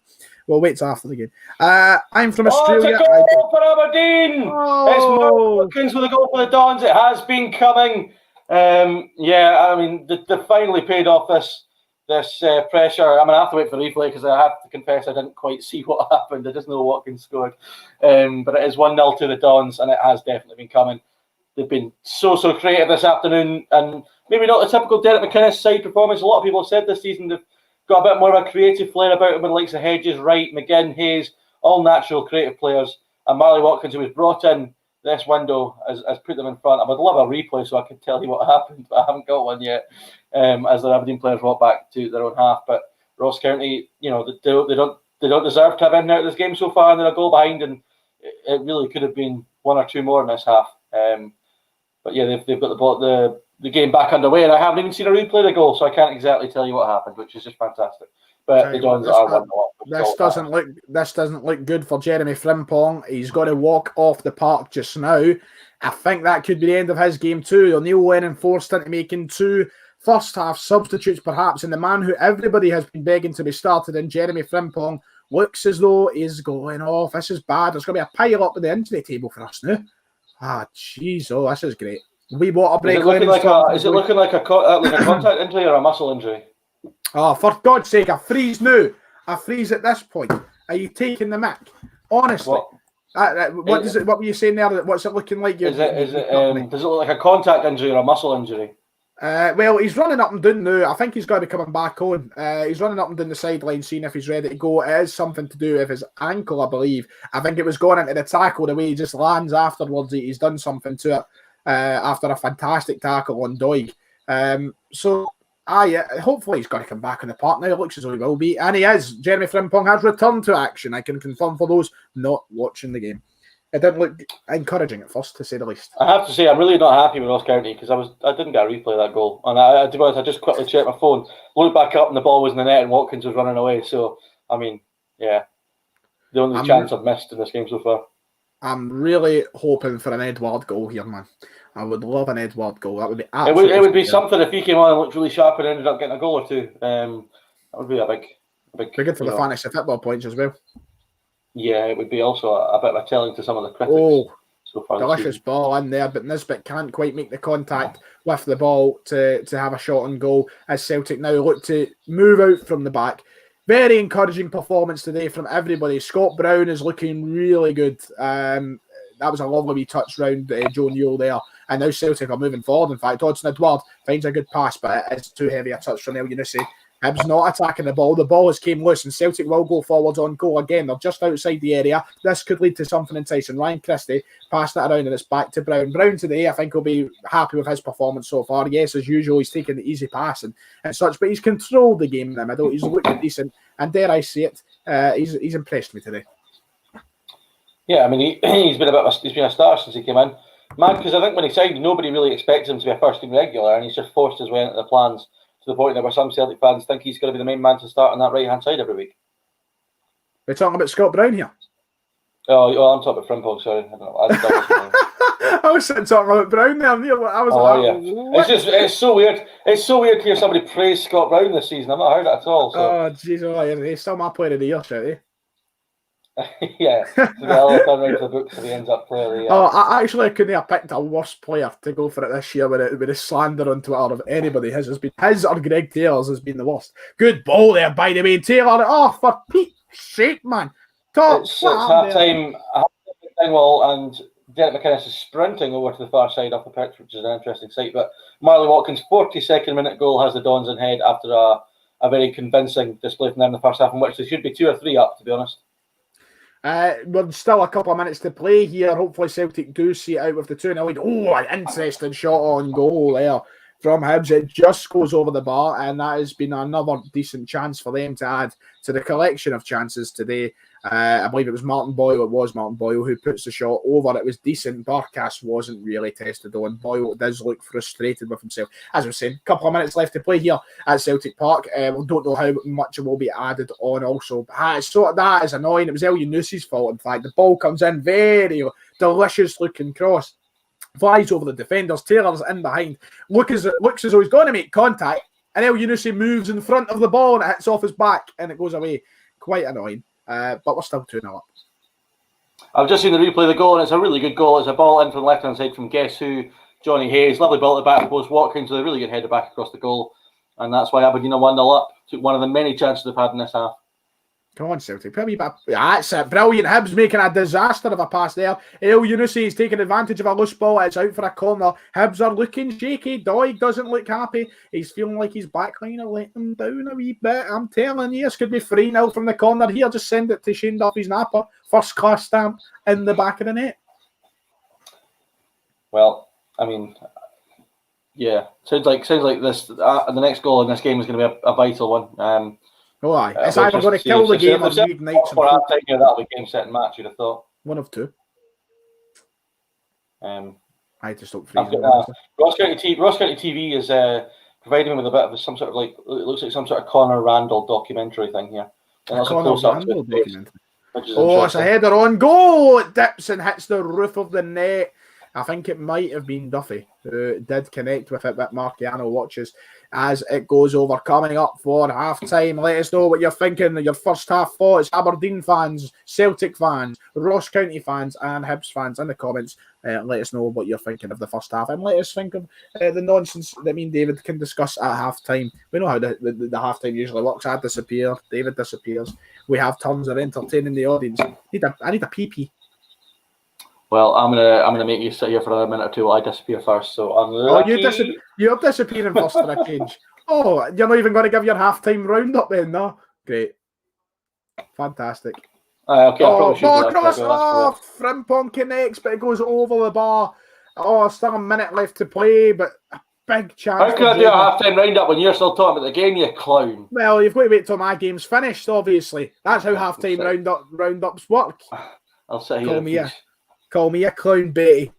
It was a really delicious cross there. Greg Taylor hasn't been that bad looking today. I feel like there's been a couple of questionable moments, but I think he's been all right. To be honest, there's not been a bad player in the park for Celtic today. The quietest has probably been El Yunusi up front. That's probably the quietest area. But of course, the striker... Do you think he's been a bit underwhelming so far this season, El Yunusi? Well, he scored one of the biggest goals of the season on Thursday night. That's not really what I asked, though, is it? Underwhelming, you could say, but we never spent anything on him, did we? So it's not that bad. But I think the expectation was that he was going to come in and be an absolute star this season, as he was at points last year. Yeah, it's a weird one, well, so we know the talent he's got. Maybe I thought he would be more prolific than what he's been. So the 3-5-2, I don't think really suits him that well. No, it does not. No, he's found himself in a position now where he'll be annoyed that we switched from the 4-2-3-1 as the half-time whistle goes at Celtic Park. Celtic 2, Hibs 0. A very impressive first half from Celtic, controlling the game, looking like they are going to see out this game with no problems whatsoever. Hibs have had their chances. They've moved forward at times with a lot of pace, but they've not really threatened Barkas. One slippy moment when the ball came out of the hands of Barkas, but that's about all. In sunny Glasgow, McGregor and Ayeti with the goal. Celtic 2, Hibs 0. Nice. Is that your half-time roundup done? That was very snappy. That was my half-time roundup. Okay. Well, I mean, so I feel like I already gave mine, but you've just held me back here for no reason. Basically, what I've done is I have kept you here to listen to what was a very snappy, very good, and very organised halftime review. Is there anything you'd like to say, and then I'll let you go before I go and talk to the comment section? No. I keep freezing all the time. Oh, David's gone. David's disappeared. That's why I thought I froze. Right. So I've no froze. And basically, I've just made an absolute embarrassment of myself live on air. Send in your questions for halftime. Celtic 2, Hibs 0. Get yourself involved with me, Ryan Fitzsimons, whatever you want to call me. As we wait for David to arrive from getting his halftime snack, I will be going after him, of course. Ryan is probably choking for a Super King fag, never mind a king size. I must admit, I'm not a fan of Super Kings. They just take too long, man. It's like you get sick of it. We need the Clyde SSB tune. If only we could just steal it from them, that would be fantastic. Tell you what, wouldn't mind the Bournemouth left back, Charlie Daniels. Big Charlie Daniels. Remember, he scored a screamer against Chelsea a couple of years ago. It was a really, really good goal. I don't know. I wouldn't mind them. I would probably take it myself. There's no chance I'm knocking them back. In terms of left backs, it's been quiet in that front, hasn't it? It's like the war has ended. Everything's just fallen over. It's done. Quite annoying because we definitely need depth and improvement in that area of the park. It's probably the main priority at Celtic at the moment.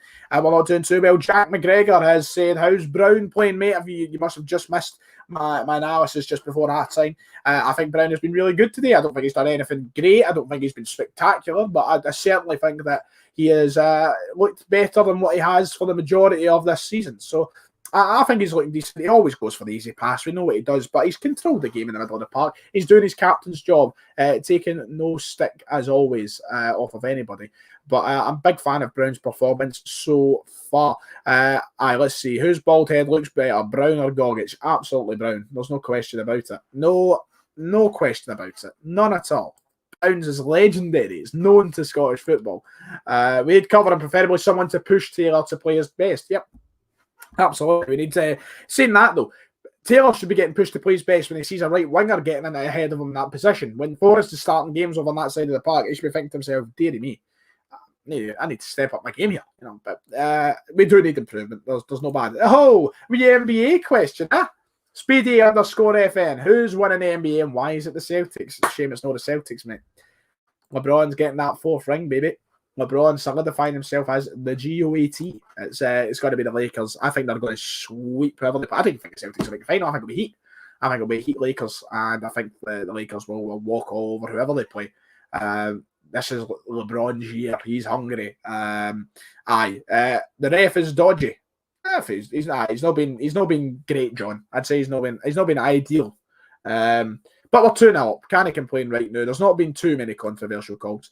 But as all refs in Scotland, isn't it? You can't win.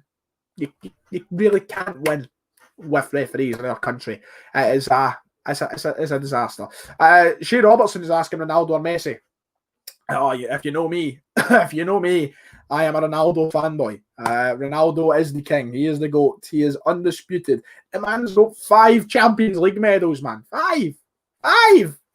Ronaldo, easily. It's got to be Ronaldo. I'm not denying how good, mate. And both, I think, I'm one of those guys who just appreciate the two of them. I think they're both just, we're lucky to have players like that. And I think none of them are really exceptionally better than the other. I think both of them are unique in their own sense. And both of them I just prefer Ronaldo. I think he's the guy who I grew up watching football at Man United, loving, and helped me fall in love with football. So I've always been a Ronaldo guy. So it's him for me. Any more questions, feel free, whatever you want, from all walks of life, from all walks of football. Jordan Halliday is saying, has anyone else noticed how Greg Taylor plays so much better at Celtic Park than away? It does make sense. I feel like that affects a lot of the team. Of course, when you're playing at Celtic Park, the pitch is massive. It's the biggest in the country by a landslide. When you're playing at places like Dingwall, the pitch is tiny. It's almost like a box. The coverage changes completely. The system is forced to go different. You can't ping those passes the way you normally would at Celtic Park. It is crazy, the pitch size difference at these stadiums. Celtic Park is huge. It's a Premier League standard pitch. you do need to force. And of course, that affects Greg Taylor being the wide man. He's the man who's pushing out on that left-hand side, and he likes to get as far out as possible. He can't do that as well when he's playing at these away grounds. So for me, there's definitely a difference with anybody when they go home and away. And I am joined back by David Buick. And David, a good question for you coming back, David, son. David Boyer, Elton John. I was just going to highlight that one because I think we're both going to agree that it's obviously Elton John, isn't it? It's obviously Elton. I'm not a Bowie man. I'm not a Bowie man. No keen on him. I've got a couple of good songs, right enough. I'm a fan of Starman. I like that one. That's the Dom Thomas song. The Dom Thomas song. No, it's the Paddy Roberts song. I'm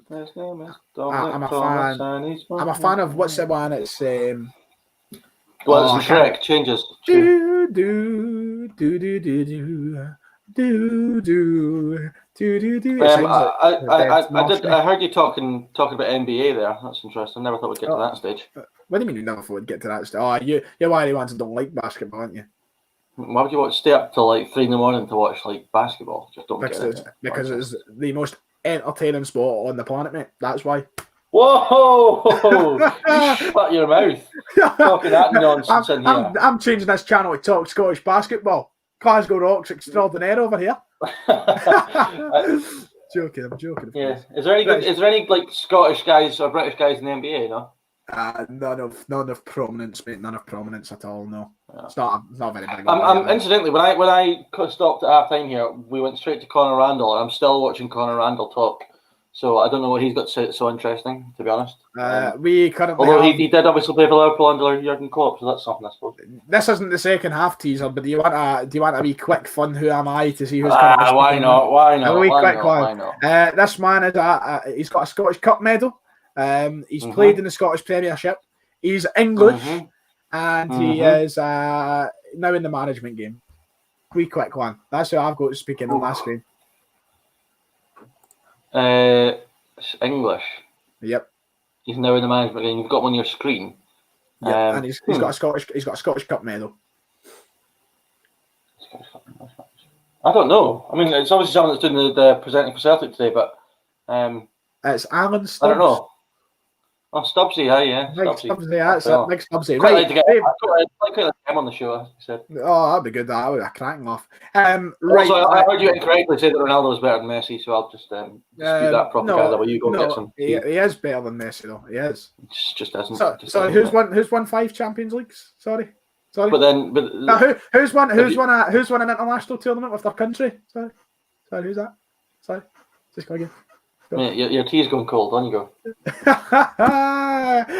Yeah, man. Clown. Right, we are 3-4 minutes away from the second half, so Ryan's gonna have to be quick there. But that's about it for basketball. Yeah, that's enough basketball.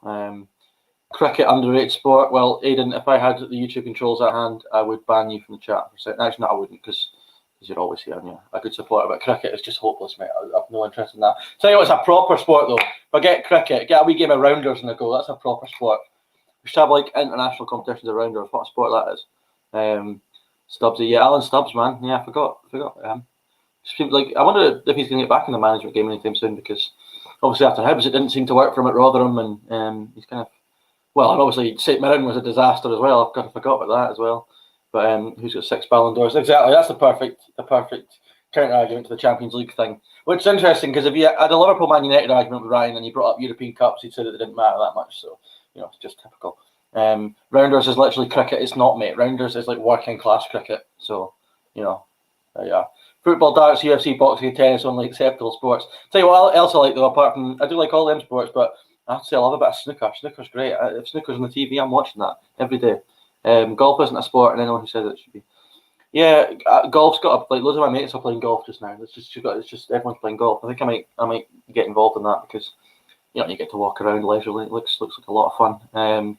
Football, darts, UFC. On the UFC front, Conor McGregor apparently fighting Manny Pacquiao. That'll be interesting. Now that he's publicly fallen out with Dana White and had a go at him. It's quite mad when you've got like Conor McGregor and Dana White leaking Instagram DMs on Twitter for arguments, which is just bizarre. But what else have we got in the chat this afternoon? Do you think the Old Firm will be cancelled? Why would the Old Firm be cancelled? Have I missed something? I don't know. I don't know why it would be cancelled. Poshman's idea of sport is golf. No, Poshman's idea of sport is cricket, mate. That's the whole point. Or rugby, I suppose. But I don't mind rugby. I mean, if Scotland are playing, I'll watch that. If Scotland are playing, then I'll normally watch it. Are Jaffa cakes a cake or a biscuit? Very good question. Jaffa cakes. I mean, cake is in the name. A biscuit. It's not got a crunch to it. So I don't know. I think definitely a cake, isn't it? I mean, it's called a cake after all. How come I wasn't at the show yesterday? I was away travelling. My amateur football team, Malaga FC, back with a bang yesterday, a 3-0 win. Our first game in 7 months. So I was away with them yesterday, so we didn't have a stream. But we got a stream over the weekend, which was good. We both kind of had the same idea to stream today, and that's what we've done. And it's interesting, first half in both the games we've watched, I've had loads of chances for Aberdeen against Ross County. They should be 2, 3 or 4 up, to be honest, but at the moment it's only 1, so Ross County with a bit of a chance the second half. And obviously Hibs are showing promise at Parkhead, but 2-0 down, so the next goal in that game is absolutely crucial. Stubbs was a class player, yeah. He had a good career, Alan Stubbs, didn't he? So be interesting if he does get a club managing again anytime soon. What else have we got in the chat? Favourite Haribos? It's got to be Tanfastics, isn't it? It's got to be Tanfastics. Backyard cricket in Australia. Yeah, well, cricket in Australia, that's the thing. Like, it's mental how in England cricket is such a posh boy sport, but it is in Australia everyone plays it, so it's tough. I bet Ryan's Perth, yeah, probably is. Frimpong or Forest? I mean, depends what shape you're playing. If Celtic are playing 3-5-2, it's Frimpong, isn't it? So, you know. Second half underway. David De Gea on the county bench. He's having a good talk through the tactics of the second half with his backroom staff. They need to get going to get back in this game. Aberdeen are going to have to hope that the missed chances in the first half don't come back to bite them. They'll look to try and kill the game. You'd have thought as early as possible. They played really well in the first half. Johnny Hayes especially really good down the left-hand side. But yeah, Iron Brew or what? Or what does that mean? I don't really know what you're talking about.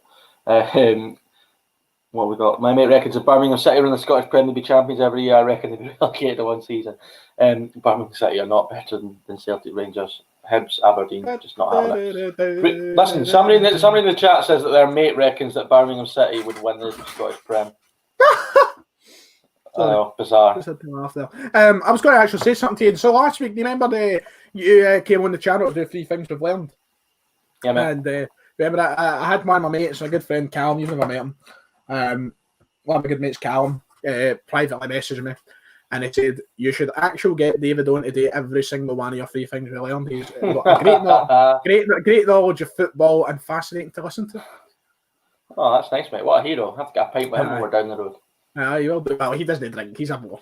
But he would come. He would come and he would observe you. He'd observe you. We actually gone drinking for the first time the other day for his birthday. Had a wee. He's a fan of the peach schnapps. See, I say, peach schnapps, my God, that's pretty grim. I can quite easily though. I can go out to the pub and not drink. Though. I've got that capability. I wish I. I don't like you. I don't like you do, but hey ho. What do I make of Osman so childless for Dundee yesterday? Well, Osman so was magic for Hearts when they won the championship years ago. We didn't do much for Dundee United last year. It's an interesting one. He's either going to be magic or he's going to be a bit of a disaster. So we'll have to see. Burger King's better than McDonald's, true or false? False. Absolutely. Oh, it's happening, David. It's happening. It's happening, David. What's Substitution happening? At half-time for Celtic. Coming on the park for a full 45 minutes of football, ladies and gentlemen. David Turnbull. Neil Lennon's checked my Twitter that's been going off in the last hour or so. Has it? Has it been going on? Yeah. By my standards, yes. By my standards, yes. I can't believe my just do it. My cell there kicked off as much as it did. Didn't expect that. Let's see how you're doing. You're on. Oh, here's 637 likes. Yeah. I know, mate. For me, that's limbs, isn't it? For me, like that's no bad, right? You'll be having a wee drink tonight. So the substitution is being made for Celtic. Also, Hibs making a change for the Hibs fans who are listening along, or people who are just interested in the game altogether. Lewis Stevenson is coming on the park for Hibs. I'm still waiting for confirmation. So it's actually went off for Celtic here. It's not came up on my screen unless I've missed it while I was on the stream. But it is David Turnbull making his way on my screen. It'd be interesting if that was for Ryan Christie. That would be. Would that be obvious? There seems to be a lot of celebration in the chat. David, tweet that we're live for the second half. There's a favour. I absolutely will do it. And here we I would put the graphic out, but yeah, again, you've put 27th of August on the graphic. Don't know why you. Did that? You forget to change the date. Oh my God! I keep forgetting the month. I just see the number like that. Yep. So I posted that twice yesterday. Once yesterday, once today.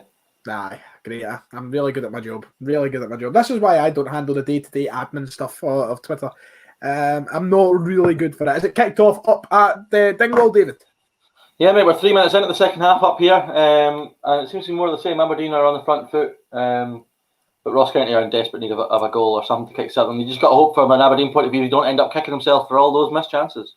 No one has ever taken my dream away from me for the future of TSF or Talk Scottish Football. There will be a day when we sit in a studio doing these live streams, David, and we head over to our correspondent who will be at the game and get a wee build from them. I'm telling you, it's going to happen. And I'm telling you, one day we're going to own the rights to the Scottish Football TSF sports channels. They're going to exist. We'll be showing the games. That's it. That's the future of this. I'm building. I'm thinking big. You're the dreamer. I'm the dreamer. The Tommy dreamer. That's what I am. Celtic start the second half very positive, but Hibs have won the ball back now, want to break Martin Boyle's pass, intercepted by Christopher Ayer. It came off the back of his heels. And David Turnbull finally getting some time in a Celtic shirt. It is so exciting. I'm buzzing. Hopefully it comes on, gets a goal, does some magic, just really takes us by storm. That's what I want to see. It was for Christie as well, yeah? Yeah, for Christie, who I think was probably Celtic's worst player in the first half, the worst of a good performance side in the first half, I would say. So a very justified substitution. I like this. I'm a fan of this. I am erect. What? Nothing. Doesn't matter. We move, mate. We move. Oh my god! Bet365 are saying that it's still 1-0 to Celtic, which is a bit bizarre. It's a bit annoying. Take a double check that. El Yunusi's not having the best of games, I must admit. He's looked a bit. I don't know. His head's not been there. I feel like he's been a wee bit. I don't think he likes this role that he's having to play just now. He's not like sure of himself, I would say. He's not been bad. I don't think anybody's been that bad. Christie was the worst, as I said, but he's certainly not been electric. His first touch isn't quite there. He's just not looking himself. I guess somebody says that El Yunusi, Michael McKenna saying in the chat that El Yunusi has been poor, which is obviously something that you seem to be agreeing with. Kieran Clark says Nir Beaton is so underrated as a player. Yeah, I completely agree. I think Nir Beaton's brilliant. I think over the last played 90 minutes the other night and 45 so far tonight. So over the past 135 minutes of football, I think he has solidified himself. I think he should be a starting player for Celtic in the same position every week. Honestly, I think he should. Johnny W says, is David a Ross County fan? Mate, Alexa, shut up. Alexa, stop. Jesus, keep interrupting us. What were you saying there, Dave? Sorry, son. Somebody's asking if I'm a Ross County fan in the chat. I support loads of teams if you ask the chat. So, apparently, just enthusiastic about football, mate. You're a Rangers fan. Another chance for Aberdeen. Think of you. Good God, not a goal kick. But yeah, my Ross County top will be near next to our Rangers top, I think. In the room hanging on the washing line, hand in hand. Yeah, absolutely. Neither of them ironed, though, sadly. Take it as cold up your neck of the woods nowadays, huh? It was nice and it was lovely yesterday. Nice and sunny. The sun has been very deceiving. Yesterday wasn't too bad, but before that, my goodness, God Almighty. Yeah, a wee bit of a breeze, not ideal, but you know, it means all the tourists piss off. I'll be happy.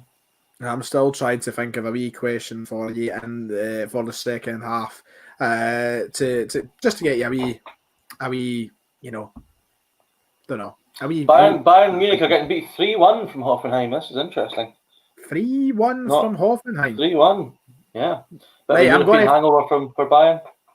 I'm going to fire out what was because you don't have Clyde one. This is a bit, here, Celtic moving forward. Near Beaton, moving forward with pace. He takes a shot.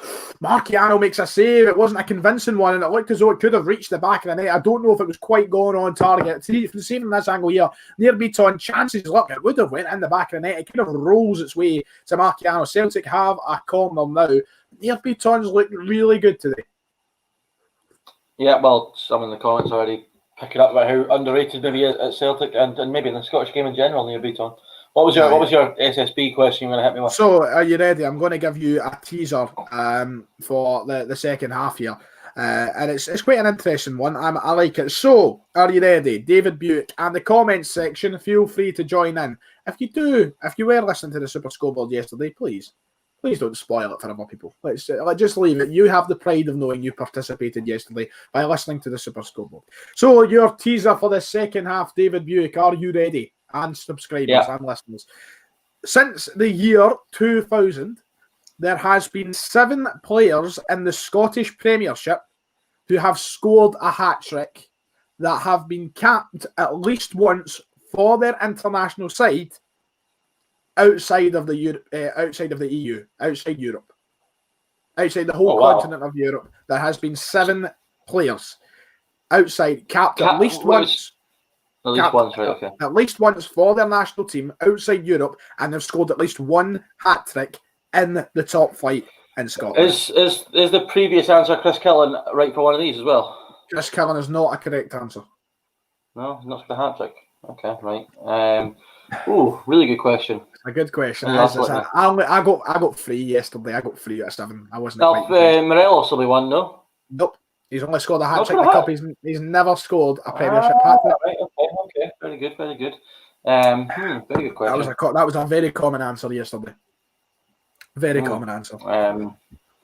Feel free to fire in your comments. Get involved in the comment section below. I can see some answers coming through. I don't know if you're going to try and pinch any. Or if you're I can't see them coming through. My comments are not. Celtic moving forward. Callum, we'll give Callum a shout out for them too. Are they both right? Callum has got 2 corrections. Suki Nakamura and Skippy are correct answers. They have scored 2 respective hat tricks in the Premiership. Just try to think. So that's a really good question. Really good question. It takes a lot of thinking. That's a good question. Well done to Callum, who's got 2 of the 7 so far. I will shout out wrong answers and such until David has guessed 7. Callum saying Rogic has never scored a top flight hat trick. He's not a correct answer. Scott Arfield, David? Yes, is a correct answer. Scott Arfield is 1. He has scored a hat trick. So that's 3. 3 we've got so far. Right, okay. Yep. 4 more to get. And those 3 are all relatively recent, so. Yep, those ones are recent. Jamie Murphy is coming on the park for Hibs. A very good signing from Hibs, by the way. Wright will be coming off. That could do damage. That's a substitute that could change the game for Hibs, but right now they are chasing shadows. Celtic dominating the game. We are dictating the pace. Michael McKenna saying Ki Sung Young. That is not a correct answer. He has never scored a Premiership hat-trick for Celtic, anyway. There seems to have been some sort of drama in this Newcastle-Tottenham game. Between lots of was there not a 90th minute penalty or something? 90th minute penalty. So David Turnbull sends a ball in. Jose will not be very happy. No, I will not. Scott Brown shoots. Good save. That was a really good shot from Brown. Strong with his right foot. Hits it right down the bottom left-hand corner. And Marciano does really well to get himself to the ground and save it because there was a lot of pace and power behind the shot. Scott Brown coming close to making it 3-0 Celtic, but it still remains at 2. Mark Viduka's a good shout. Did he leave before 2000 though? He left before 2000, I believe. Mark Viduka is wrong. Ryan Kent's been suggested. Ryan Kent is from Europe. So he can't be an answer, Kieran. Sorry. Outside of the European continent.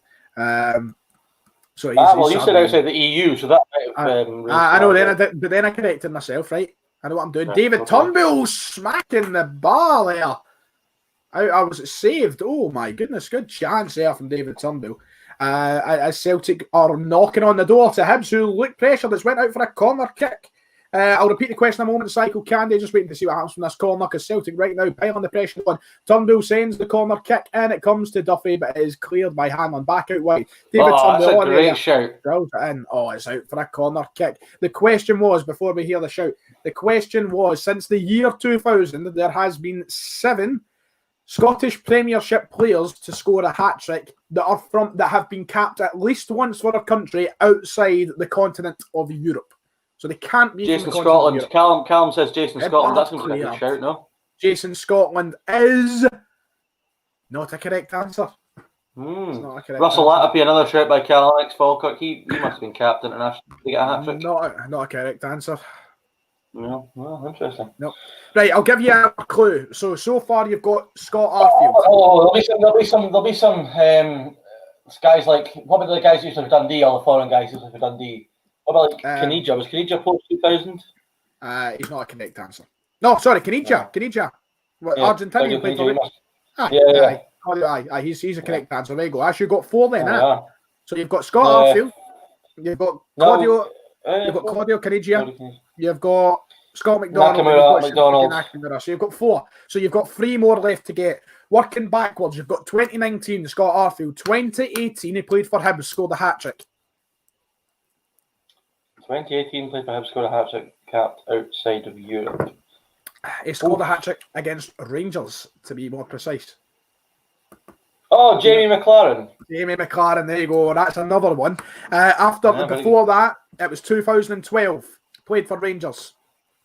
He's from the continent of Africa. Is it? I don't know this guy. Is it Salim Kerkar? Did he score a hat trick? It's not him. Remember him? He was always Algerian or something. Yeah, it's not Bulgaria. He never scored a hat trick, did he? No Bulgaria. Oh, it's Edwards in here. Big chance for Celtic, trying to dance around. Hanlon just does too much and he clears it. That's defender. Edu's another good shout. No, Edu's not correct. You've got 2 more to get. Sorry, Luco, that's one. There you go. Sorry, Luco. And finally, the one that I think you might struggle with and might not get at all. 2001 was the year. He played for Aberdeen. And right. Who did he score the hat trick against? Not that'll help. I've frozen. Right, so he played for Aberdeen in 2001. Aberdeen 2001. Oh, big chance for Aberdeen. Ross McCrory, going to be a penalty kick, surely.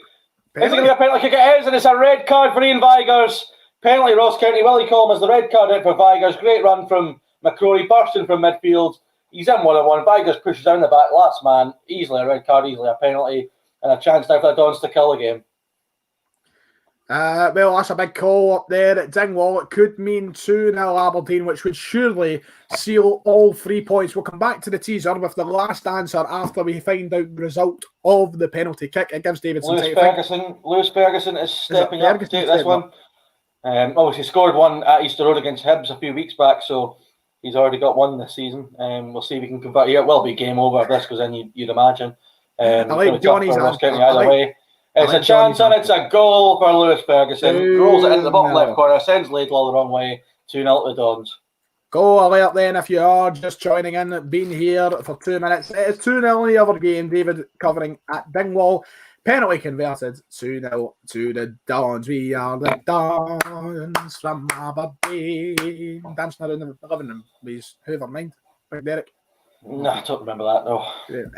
We got a correct answer. In 2001. We've got a correct answer. Senior Soup in the chat got it right. It is. It's Hakim, or how do you say it? Zurali. Zurali. Is that something? He's rocking a Fort William badge in his thing. Fantastic.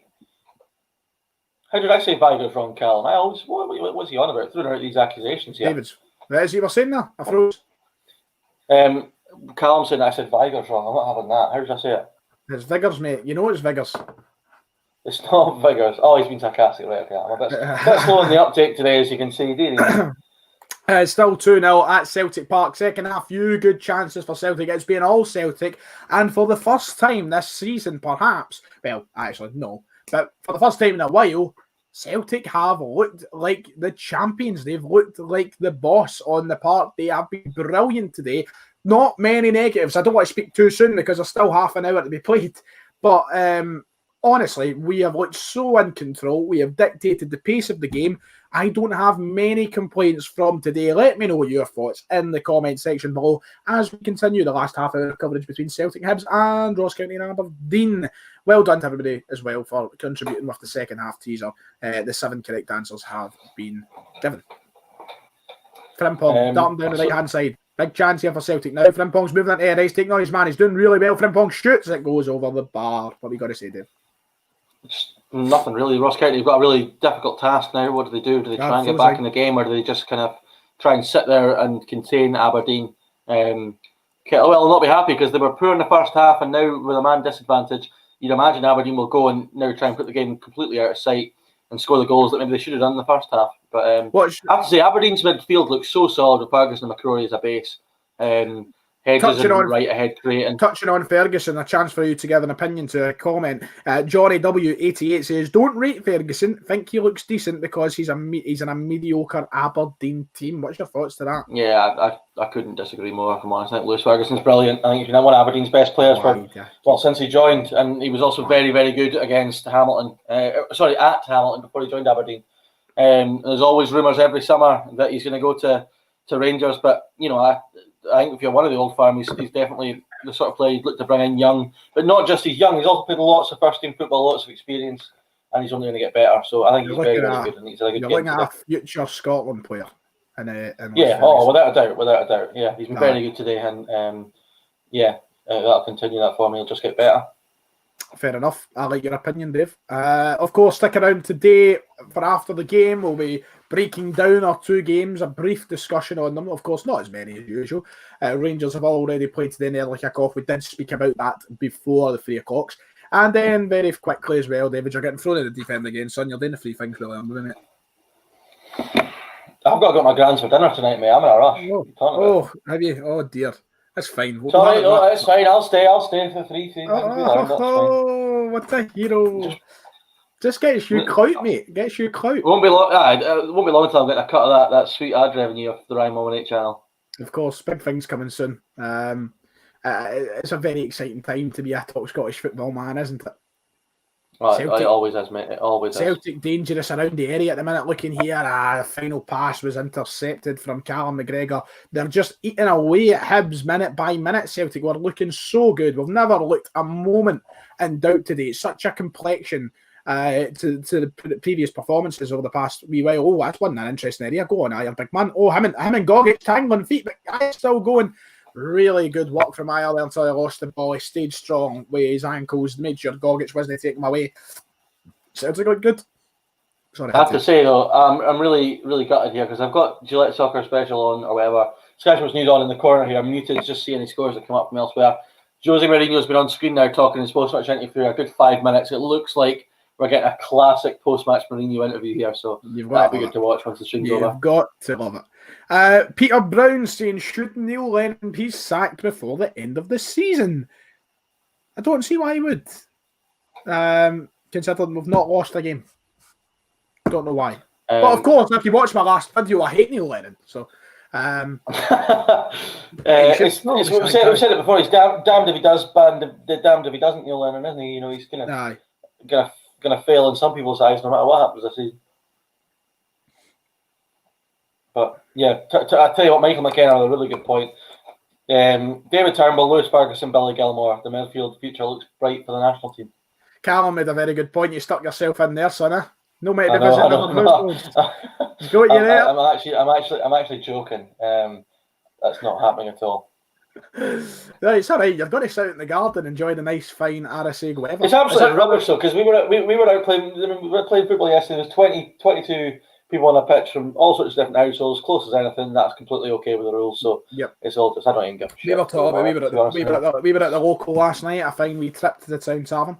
I was outside talking to the fine barman. We get on well. We were sharing a snooze, and we were talking about how his grandson can happily come into that pub and visit him with other people there. 50 people in the pub. 50 people's the max allowed. So there was about 50 there last night.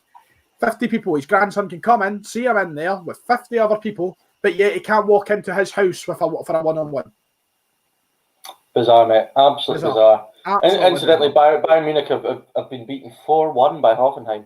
Jeez, what a year. But obviously, Borussia Dortmund defeated yesterday by Augsburg 2-0. Be keeping up with the man himself, Derek Ray, on Twitter with the Bundesliga news every day. If you do want Bundesliga news... Friend of the show. One place to go. My hero, my mate. That's the place to go. Make sure and check out Big Derek. Lewis Ferguson slapped our dear Eddie, so I hate him, says Psycho Candy. Spartan 11-7 said, I think if Lennon flops in Europe, they will be stupid to sack him, considering that they're in a battle for 10. Aidan Drennan says Sarajevo will be tricky, and apparently they have the fastest player in the world. And Kieran Clark saying, imagine getting booked for not standing 2 metres away from your man. Some interesting comments coming through there in the chat. Jack Ross looks disappointed. A really interesting look from Jack Ross today. He's went for the suit jacket, the suit trousers, a jumper underneath with no shirt, just a nice jumper. I think he's got a shirt on under that, but then a pair of white sneaks, wee pair of superstars. He's not gone for the turtleneck today, then, no. I think it could be a turtleneck. In fact, actually, I think it is. Aye. Yeah, he's definitely one of the more fashionable managers, Jack Ross. Yep, yes, indeed. There's a few kicking about that like a bit of fashion and such. I know Peter Grant, and then you've got like Lenny and Big Chipper who just you can't. They wear a suit like they go to court. Like you can never forget Dick Campbell. What a style he's got. I've just had to turn off Sky Sports News because Jamie O'Hara's talking. Oh, jeez, no, Jamie O'Hara. If you can find a worse pundit, let me know. I mean, I can Robbie Savage, but apart from him, Jamie O'Hara has got to be the worst. Like Andy Walker, he's pretty dreadful. He's pretty bad. He was bad today. Oh God, you hear him sitting shocking today. Bobby Madden's backside. There were so many bizarre things he said today that just don't make any sense. But here you go. Not too much happened in the Celtic game now. Nisbet actually Hibs have got a chance in the area. It goes over the bar. Nisbet brought it down really well. Gave it off to Newell, but Newell puts it well over. Nisbet has looked decent at times today, but the whole Hibs team has sort of disappeared visiting Parkhead this afternoon. I have to say, since it's gone 2-0 and they've gone down to 10, Ross County have looked really bright here. A couple of chances with crosses into the box. They've just won a corner on the left-hand side, so maybe not all hope is lost for Kettlewell's men. It's still obviously a close affair, you can say. Lee Griffiths is warming up on the sidelines. He could become a much. So is Patrick Lamala. I doubt he'd make two of those changes, but probably will see El Yunusi come off very soon for one of these players. Is Lee Griffiths going to make his long-awaited return to the pitch, to this game of Scottish football? Will we see it? Of course, he did play and scored in one of the friendly games, but no seen him since. He didn't get to travel. Yeah. It was against Hibs as well, was it not, that pre-season game he scored? So maybe he'll come on and do it again today. He looked fine. I didn't think he looked overweight or nothing. I thought he looked like he could run.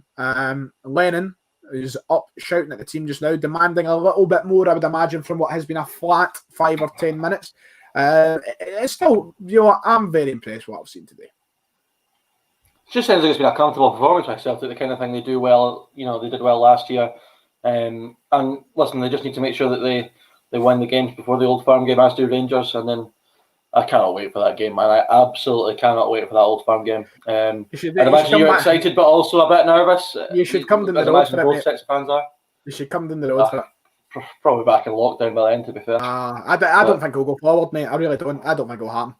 I don't think we'll get it. Why? I don't get. Someone said that in the chat as well. I don't get that. Why don't you go ahead? Look, there's absolutely no chance people are going to adhere to social distancing measures in pubs and the house rules and everything. It will be a disaster. I think they should just open the pubs to midnight, let the fans go, do whatever they want.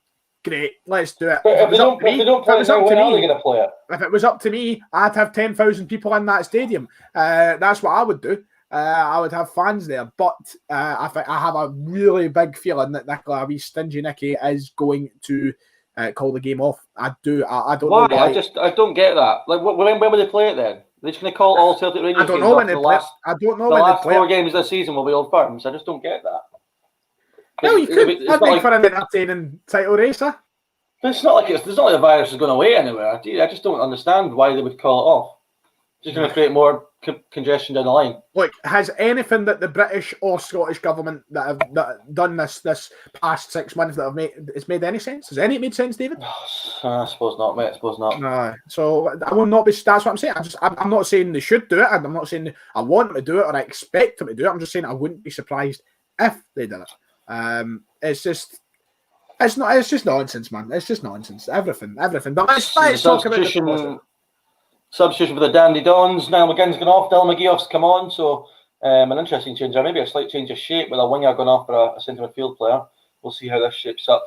Or maybe he's pushed McCrory out to the right again. I don't know. But Aberdeen are just knocking the ball around nicely now. It's been a really comfortable performance by Aberdeen, to be fair. They should have scored a few more. Half a shirt for a penalty there, not given, but the Dons have been full control and looked really good at times. Johnny W1888, I'll just 88, saying managers should only be wearing trackies. Suits are not acceptable. Depends who they are, though. I swear it's like Lennon always does that thing for a cup final where he puts the suit on and takes it off when he comes back out. Oh, jeez, point that. One thing I always I noticed the other day, the Lennon's Adidas trackies are the ones you get in Tesco. I'm telling you, the F&F ones. That's them. He wears them. I just looks at it. Like, I'll take a photo the next time and walk. I couldn't believe it when I seen Tesco was selling Adidas stuff, but it's like proper Sports Direct Adidas stuff. It's not like good Adidas stuff. Shocking. UK's Absolutely number one. shocking. UK's number I one. have to say though, Ross Stewart's been really quiet for Ross County today. After a really great start to the season, he's not really done an awful lot today. I was quite excited to see how he did, but with that Aberdeen backline now missing McKenna, you'd have thought he might have had a better chance to get some joy. McGregor shoots! A good save from Marciano. He shot from outside the area once again. How he got his first goal, in fact. But this time it goes kind of directly at Marciano. He does have to dive, but puts it out for a corner kick. Sorry for cutting you off, Davidson. I just thought we were getting a goal there. Also, Harry Kane was sent off after the full-time whistle in that Tottenham game for complaining to the referee. Not sure what's happened there. Mourinho wasn't happy. Eric Dyer penalised for a handball, apparently. That shouldn't have been. I think it was a handball. I'm not totally sure. Handballs have been dominating the weekend there. Yeah, it's just a joke, isn't it? It is an absolute joke. But you know what annoys me is a lot of the people who are screaming about changing the rules were the ones that were screaming about, consistency, and the ones that were screaming about making sure that these things get, like, for example, that Motherwell Rangers game today. If those two handballs aren't given, Rangers fans would be screaming that they're both handballs. Do you know what I mean? And I think most people would of most teams. So it's a fine line to get it right, but I don't certainly think that we're doing the right thing just now in terms of the rules. Tell you what, my SPFL predictions video that I've done on Friday, as it currently stands, I have 5 out of 6 results correct, David. All I'm saying is I'm a bit good at this. I'm a bit good. Fair enough, mate. Interestingly, I don't. There you go. No, I'm not very good at predictions normally. Last year I was by far the best on the SPFL show for it. By far. What's that? SPFL show? Never seen it, mate. Cheeky boy. Yeah, cheeky watched boy. Cheeky boy. That was before you knew me. No, it wasn't really. Yeah. You were still doing it. You're still doing it. Yeah. Doing it, Carl, that's right. But changed man now though. 18 minutes to go. It is Celtic 2, Hibs 0 over here. It is Aberdeen 2, Ross County 0 over there.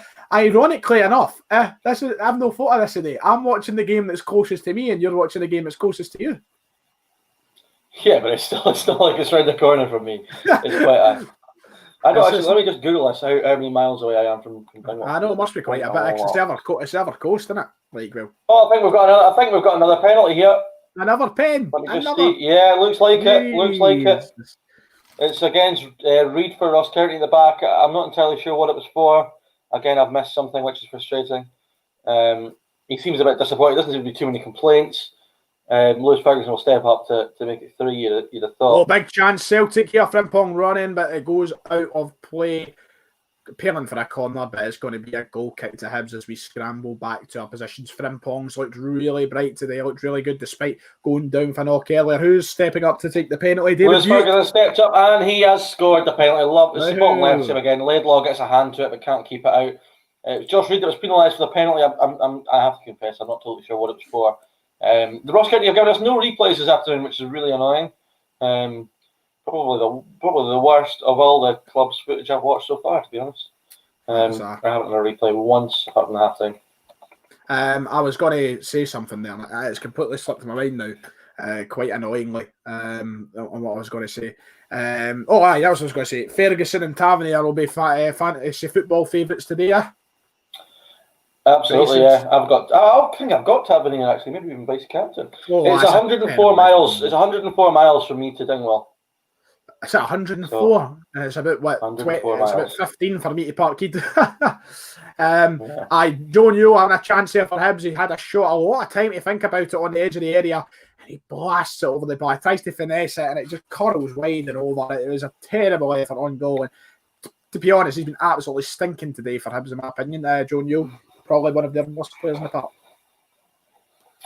Joe Newell, one of the worst players. Wow. Today he's been one of the worst players in the park, I would say. My humble opinion. Let's see what other comments saying. People say bring Forster back, but people forget Barkas was the one that knocked us out a few years ago in the Champions League qualifiers. Big chance here, by the way. And that's nowhere. Personally, I think he's a great keeper. What's he done wrong? An early goal in the Man City Leicester game, 1-0 to Manchester City. Sorry, David. Mahrez with a goal. Sorry, David. What's the name of the show again? I've absolutely given up because you started this trend of talking about English games, so I'm going to continue it. Why not? When did I start this trend? How many times have I told you off about this on this stream? To the point I've just given up now because it's just too late. Some of the comments might want to know what the scores are. Fair enough. Couldn't watchers, huh? Ball in from the corner kick. Marciano does come out and claim. I don't know what's going on with my camera. So yeah, 13 minutes left here. 15 minutes Aberdeen left are just in strolling the it game. around. I'm trying to think of a wee question to give you and the people for the last 15 minutes of the stream. A wee bit of fun, a wee bit of entertainment. Do you know what? Actually, let's keep it basic, right? Let's keep it basic. You've suddenly taken a career path that you didn't expect. You've suddenly rearranged your career, and you have found yourself as a tribute act. Who are you tributing? Who are you picking? Who would you be a tribute act for? Who do you think you'd do good? I've always said that if my life hits so much rock bottom, worst comes to worst, my plan of action and my plan in life is to move to Benidorm and become the world's greatest Elton John tribute act. I will tour the pubs there was a photo going around of me cutting about with some funky sunglasses at a party, and I got lots of Elton John shirts. I don't have the voice for that, mate, I'm afraid. I don't know. I think I could do it. You've got the voice. Have you got the voice for it? You've got the specs for it? I've got the specs for it. I've not got the piano playing ability, but I've always said I'll just like pretend I'm playing the piano while I play an instrumental version of a song. I've got the moves. I've got the electricity in my veins. I can turn it on like Elton if you want me. The voice, I can do it. Do you know who you'd make a good? You'd make a good Stevie Wonder. Does that work? I don't know. You just make a good Stevie Wonder, mate. Blind as fuck. You're the specky one here, but we'll leave it there. No, I do actually. We've seen the photo of you with your specs on. I don't know. You do a good, meatloaf or something. Fuck off. Sorry with that. Aidan Drennan says Freddie Mercury. I mean, listen, if you had Freddie Mercury's voice, you'd be sorted, wouldn't you? Prince. Jamie O'Hara is. Sorry, I've just put Soccer Saturday on back again, or Soccer Sunday, whatever they call it, and Jamie O'Hara's on again, so it's getting turned off again. Yeah, I mean, we could get a couple more members and just be a band of some description, I suppose. I suppose, we could get Big Nisbet with a chance. Heroic with Shane Duffy there. Nisbet with a proper good chance on goal. Ball came into him. He takes it down so well, and it's Nisbet at his best. He's back to the goal, takes it down, turns, shoots. But who comes in to block the shot with what looked like it could have been their face? Shane Duffy. Big Duffy. He's absolutely brilliant at that, Nisbet. Brilliant at that. Getting the ball up to him, taking it down and immediately getting the shots off. He's very, very good at that. As we saw last week against Rangers as well. Do you know who we could be? We could be the Blues Brothers. I'll get a couple of suits on. I think we'd be good as that. That'd be a good duet. Be solid for them. We could be Hall and Oates. That could work. Turnbull plays a delicious pass for Celtic. It's 3-0. David Turnbull picks up his first assist, and it looks as though he's hashtagging it, but he's no. It's Mohamed El Yunusi who puts it in the back of the net, or as some call him, Mohamed Hell of a Pussy. Brilliant finish from the Norwegian. Fantastically, Michael McKenna has just commented saying that El Yunusi's been a man down all game. Fantastic. And there we go. But it's all David Turnbull's pass that makes the goal. It was brilliant vision from him. And it's 3-0. You're never missing that in a million years. You've got to plant that. And I could score it. Celtic have cruised today. And a lot of people, including myself, thought it would be a struggle. Is it bugging? And I just realised I've had 3-0 up on the screen for ages, and it was 2-0 for it. It's just been strolling along. But at least it's came through now. Now Celtic 3, Hibs 0. Mohamed, hell of a pussy, gets a wonderful goal. Brilliant. Aberdeen making a final change. Big Ronald Hernandez is coming on. I'm not sure he's coming on for, but Aberdeen are really just seizing this game now. Has he done much at Aberdeen? I remember they signed him, and there was a wee bit of buzz. Spent a bit of money on him too. I don't think he's had a real run in the team as of yet. Just feel like he's obviously got something about him. Yep. Yeah, he's not really had a hell of a run yet, but he's obviously got something about him. It's Tommy Hoban who's come off, so he'll go on into the back three. You'd have thought. Also, Scott Wright's coming off for Aberdeen as well. He's a good game. I've said it a lot how much I'm impressed with Aberdeen with Scott Wright and Ryan Hedges. They both look really, really bright. They give Aberdeen a new dynamic. They're so creative and naturally flair players. So, yeah, Aberdeen have been good again today. Create loads of chances. And if you're an Aberdeen fan, you'll be very happy with your Sunday. Yep, somebody making a very good point. Who was it? Johnny again in the chat making a very good point. One thing that annoys me about O'Hara being the worst pundit, he was a shite player as well. Pardon my French. Yeah, well, I mean, who did he play for? Did he play for Portsmouth? Played for Spurs as well for a bit. I played for Spurs. That's right. He was rotten. Journeyman towards the end. He was rotten. Like I never remember watching him and going, "Wow, what a player!" Anything good about him, and yet he talks like he was so good at the game. Rotten, but you find that with the case with a lot of pundits, don't you? A lot of the pundits were not great players. You know, you get Shearer, you get your Ferdinands, Carragher and Neville were big players, but you know, you get your Jermaine Genuses and your Jamie O'Hara's and stuff like that. Robbie Savages. Your Robbie Savages, a lot of these people were not fantastic players. Celtic look to be making a change again. The guy who just got the goal, is going to be leaving the park after a very below par performance, despite scoring. Mohamed El Younous is leaving the pitch with 10 to go, and Patrick Klamala will replace him. And it looks as though shock horror. Oh my God Almighty, David, Griffiths coming on. He's taking Brown off. Oh, what? He's taking Brown off. Olivier Cham is heading on the park, and what a show of love there when Brown came off. So you tell me that at the moment, Scott Brown, Ryan Christie, and James Forrest are all not on the pitch for Celtic in the league. That is exactly what I'm saying. Unbelievable. Unreal. You never thought you'd see it, to be quite honest. No. But a nice show of romance between Scott Brown and Neil Lennon. As soon as he came off, Lennon grabbed him, hugged him, told him how good he's been today. What do you make of that? I mean, he needed a big performance this season. Listen, there's no question that in certain games he's still going to come up big for Celtic. He always sounds like he's done that this afternoon. I don't think that's ever been in dispute. And he'll definitely play in the Old Firm game, so maybe smart to give him maybe the last 10 minutes of a rest this afternoon. Yep. Ahead of Europe as well. He'll play, you'd imagine, on Thursday night. Thursday night, big game, of course. Celtic heading away from home to once more take on Sarajevo, the place where Franz Ferdinand was shot dead to kickstart World War I. There you go. Do you not know that now? Interesting. No, mate. I thought you would have known that. Oh, fucking hell. Keep his scants on Nisbet. Oh, ask first. Jesus, Johnny Nisbet nearly pulling the shots right off Christopher Iron. You can see his undies. Generally bright red. Bright red. The bright red. Bright red pants he's got on. Jeez, oh. I took the shots right off him. Calm down, Nisbet. It was like Essendon Fairland. Was he a wee raunchy boy? Oh, Kev just does what he pleases, doesn't he? I suppose so. And quite telling that Griffiths never got any minutes today. I think that's Len's kind of way of saying, listen, you're a long way from picking yourself back into this team. Yep. Despite being on the side of the park training, which signalled to me he could have got some time, I did fully expect, when I seen him named on the bench, not to play. I didn't expect to see him playing today. What do you think the deal is with Tom Rogic? Because Lennon's talked about how he's looked sharp in training and stuff. He's obviously not leaving anymore, it looks like. So he's surely the sort of guy, if you can get minutes in his legs, he's going to be a big player, surely. I think that, first of all, Christian Doyle just came off the park and Stevie Mallon is coming on. So they're going for one up front now. Hibs, I think they've realised that the two up front system has left them a bit prone to errors today. Although Boyle is looking very central. He looks as though he's playing a kind of up front role, but I imagine that's just because they're on the attack just now, clearing for Mile. Look, Rogic, I think, is going to struggle to get back in the team. I would love to see him get back in the team. I'm a big fan of Rogic. He's one of the best players we've seen here over the last decade. Terrific player.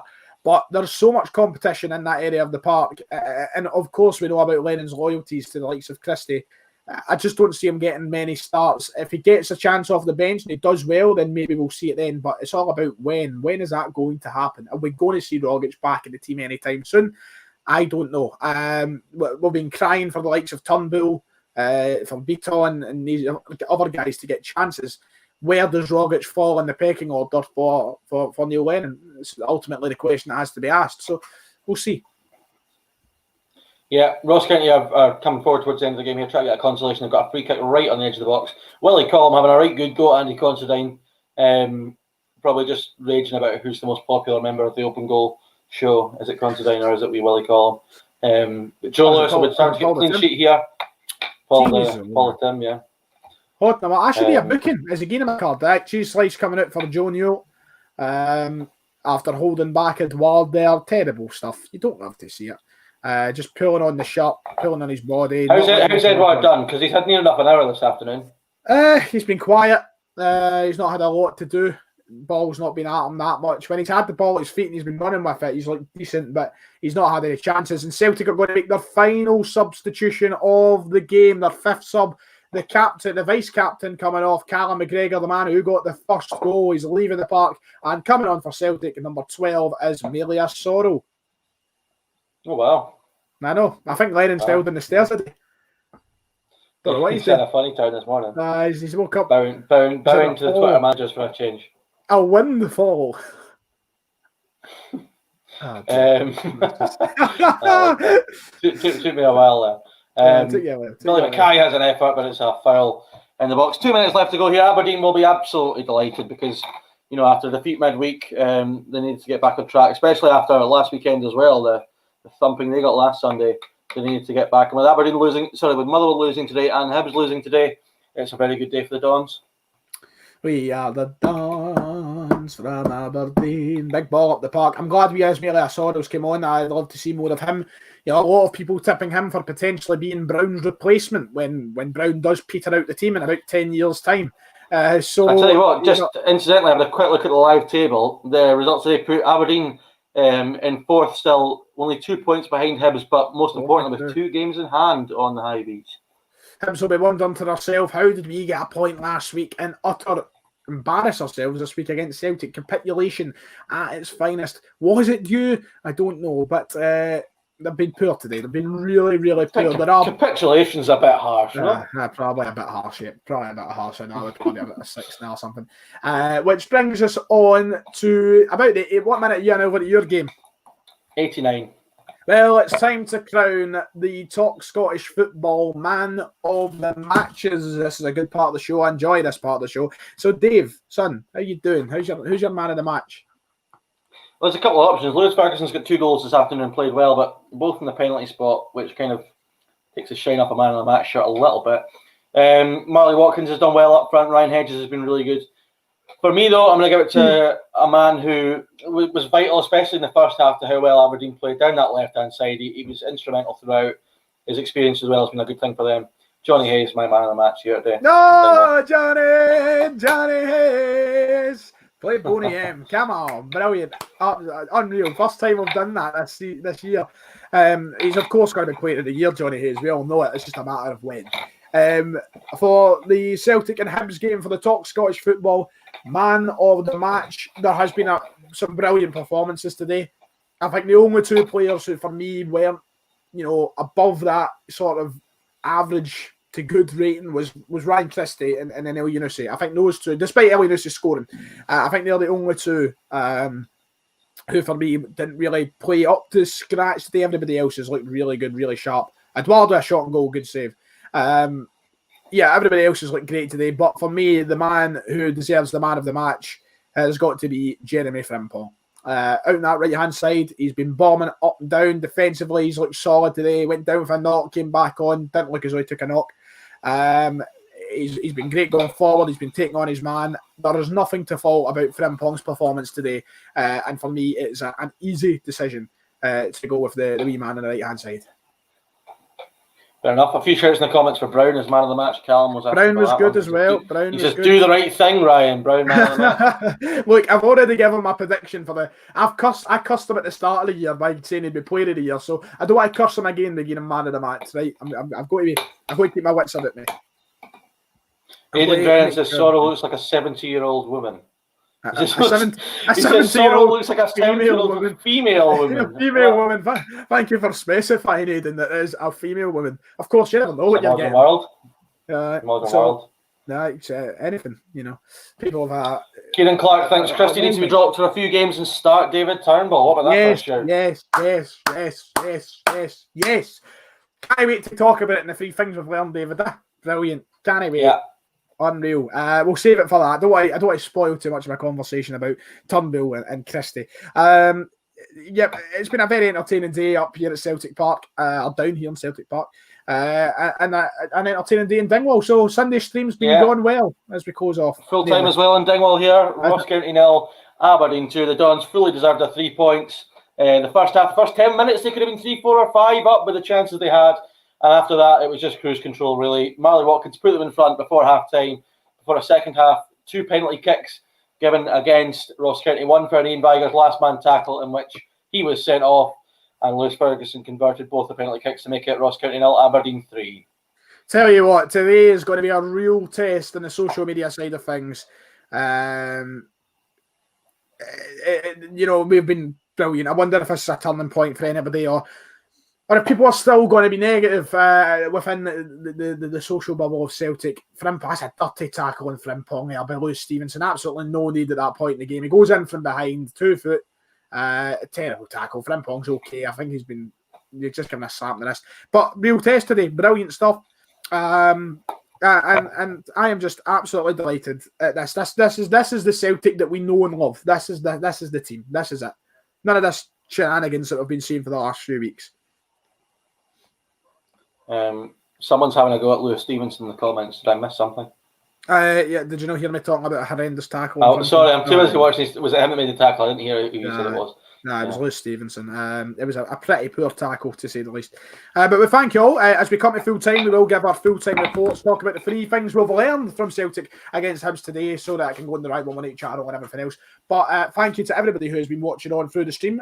60 viewers as we currently stand, but it's been a really fun one. The comment section has been brilliant today, and people like Callum, Michael McKenna, Johnny, Aidan, Songe55, even a lot of people. And sorry if I'm not shouting your name, that have been here throughout the whole stream today, and people who have dived in and out and everything else. Brilliant, nice to see you all. And as always, we try to make the weekend a little bit better for you guys, even though our weekends are always shite, David. I've had a great weekend, mate. What are you talking about? Actually, I had a decent weekend too. I enjoyed myself last night. Yeah, maybe a bit too much. In fact, maybe a bit too much. But get some product in the hair for some product. Any plans this evening? No, probably. Lie down. Listen to Be Happy by Dixie D'Amelio for a bit. We'll move from there. We'll see what happens. I'm absolutely not going to my grand's for dinner. Just get on water. You're not going. No, I'm not. I'm absolutely not. It's fine to have it in the garden, mate. You can have it in the garden if you want. Absolutely. What a night for a barbecue. Yeah. So full time at Celtic Park, and Celtic batter Hibs today. 3-0 Hibs were never in the game. It was men against the boys as Celtic take the victory. The big Adidas logo is shining in the upper tier of the main stand. Oh, not the main stand, sorry. The north stand. And brilliant.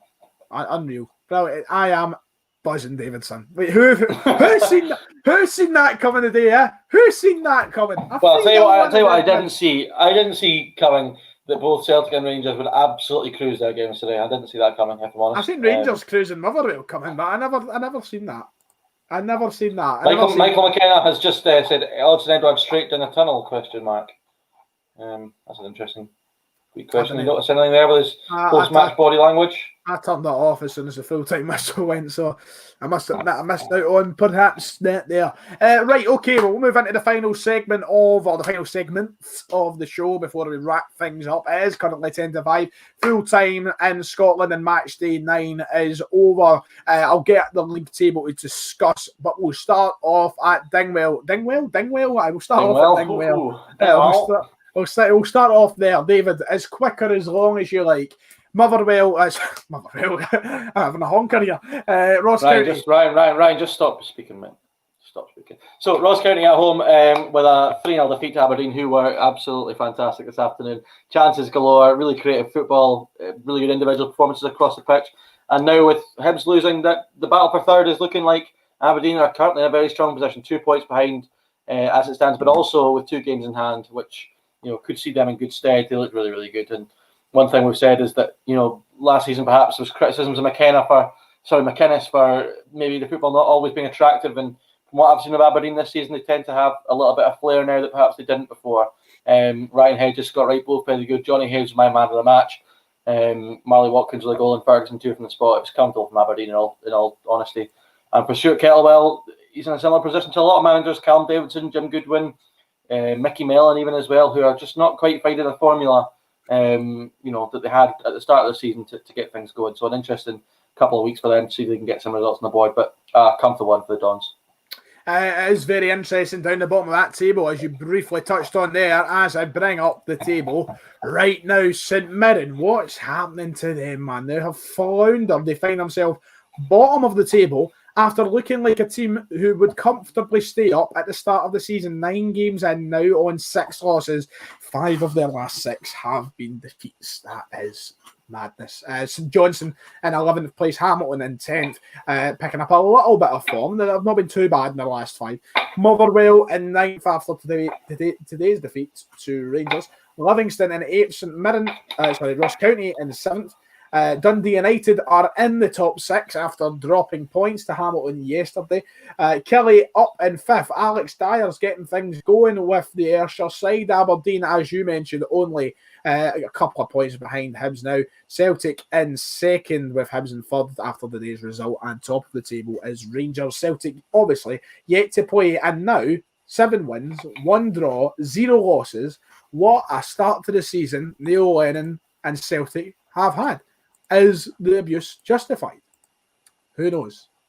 Who knows? Do you know? Sorry, mate. I'm just reading the comments. No, I don't know, mate. You don't know. You just don't know. You don't. But we'll discuss that in your 3 things. Because here we go. It's time. It's the 3 things we have learned from Celtic versus Hibs. It was the match of the afternoon on paper. You know, you're looking at 2 sides who were flying high, and it did not disappoint. A very good game to watch. David, of course, you were watching Aberdeen and Ross County on the other side, but you have been keeping up. You know the world. First impressions from the result today. You were a man who on your Cootum had Hibs to draw or win. Couldn't be any further from it. Did I just have that for the Kevin Nisbet show that I hoped was coming so I could just talk about how I've picked him up for so long? He's amazing. But no, listen, I thought today would be a tough day for. And listen, let's not create the narrative that just I thought Celtic would struggle. Listen, there was a lot of Celtic fans that were a bit worried about today's game. Can I just quickly say, before you go on any further, sorry, cut you off. For the people who are now tuning into the video, for the people who felt like abusing me in the comment section of my last video, the match preview, when I said we'll struggle with the way we're playing, someone in somewhere in the older generation of fans has created this myth that I don't support Neil Lennon, that I want him sacked, just because I said we'd struggle against Hibs and we performed very poorly on Thursday night. That is not the narrative I am pushing. I have supported Lennon from the start, and today was a fantastic result. Did it surprise me? Was I wrong? Yes, I was. I didn't think we would cruise how we did, but that's a brilliant thing. David, on you go. Sorry, continue what we were saying. But even if you go back to the point you made, if Celtic play the way they're playing, they would struggle, but they didn't play today the way they have been playing. The sounds of things, based on what you said, based on what I've read on Twitter and other things so far, they were a lot better today all over the board. Guys like Scott Brown especially getting a lot of praise today. That's not happened much this season. Frimpong getting praise. Obviously, Ayeti at the goal. McGregor looked decent. So, listen, Celtic did really well to win that game, and it's typical Celtic and what they've done well for the past 2-3 years. Listen, I still think there's a couple of years to go for Celtic, definitely. Were they at their best today? Probably not. But it kind of points to what we've seen a lot this season, that they're still getting these results despite not playing very, very well. It seems to me now that he's starting to get something close to a strong 11. Certainly for the Old Firm game. Edwards' fitness obviously is a bit of an issue, but it was a really good win. We're running down the tunnel at full time there. I need to go back. Yeah, that's an interesting talking point. But listen, a really good result against a really good Hibs team. And listen, Hibs had a couple of chances today based on what you're telling me. So Celtic defended well, obviously, but you know, today was the first time. Win, and what could have been a tough day. Today was the first time I had a lot of faith in that back line as the minutes ticked by. Usually in the last few games, all I've been seeing as the minutes go by is, oh God, there's a mistake coming or something in the offing that's looking shaky. Today, they were brilliant. So we'll move on to the main feature of the video, and that is the 3 things I've learned. Very quickly, the team was superb today. I think everybody was great. I think everybody played their part. There was 2 players for me who were below par, and that was Mohamed El Yunusi and Ryan Christie. Despite El Yunusi getting the goal, of course, which was great, his all-round performance wasn't quite sparkling, and neither was Christie. But apart from that, really good from Celtic. Disappointing for Hibs' point of view, I suppose, but for us, brilliant. So the first thing we learned, let's get it out the way and let's talk about it. David Turnbull, he needs to be starting in that Celtic side. What a player. And I don't want to get all head over heels because he's came in today and he's got 1 assist and I'm like, oh, he's the best player to ever grace the game. It's none of that. I just think and I've said, people have seen my video a few weeks ago saying this is Celtic's best 11 and we must play it.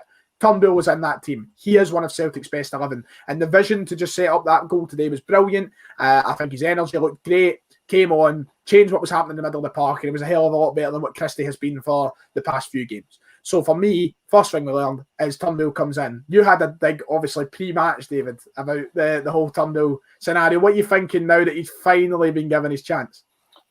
Well, I mean, vindicated from the pushing of how good he is. I've done for weeks. I mean, listen, he's an absolutely fantastic player, and he suits what Celtic are trying to do. And the issue Celtic have had recently, he could be the key to sorting them. You know, sometimes we're lacking a bit of creative spark, lacking a bit of drive and intensity and tempo. He'll bring all those things.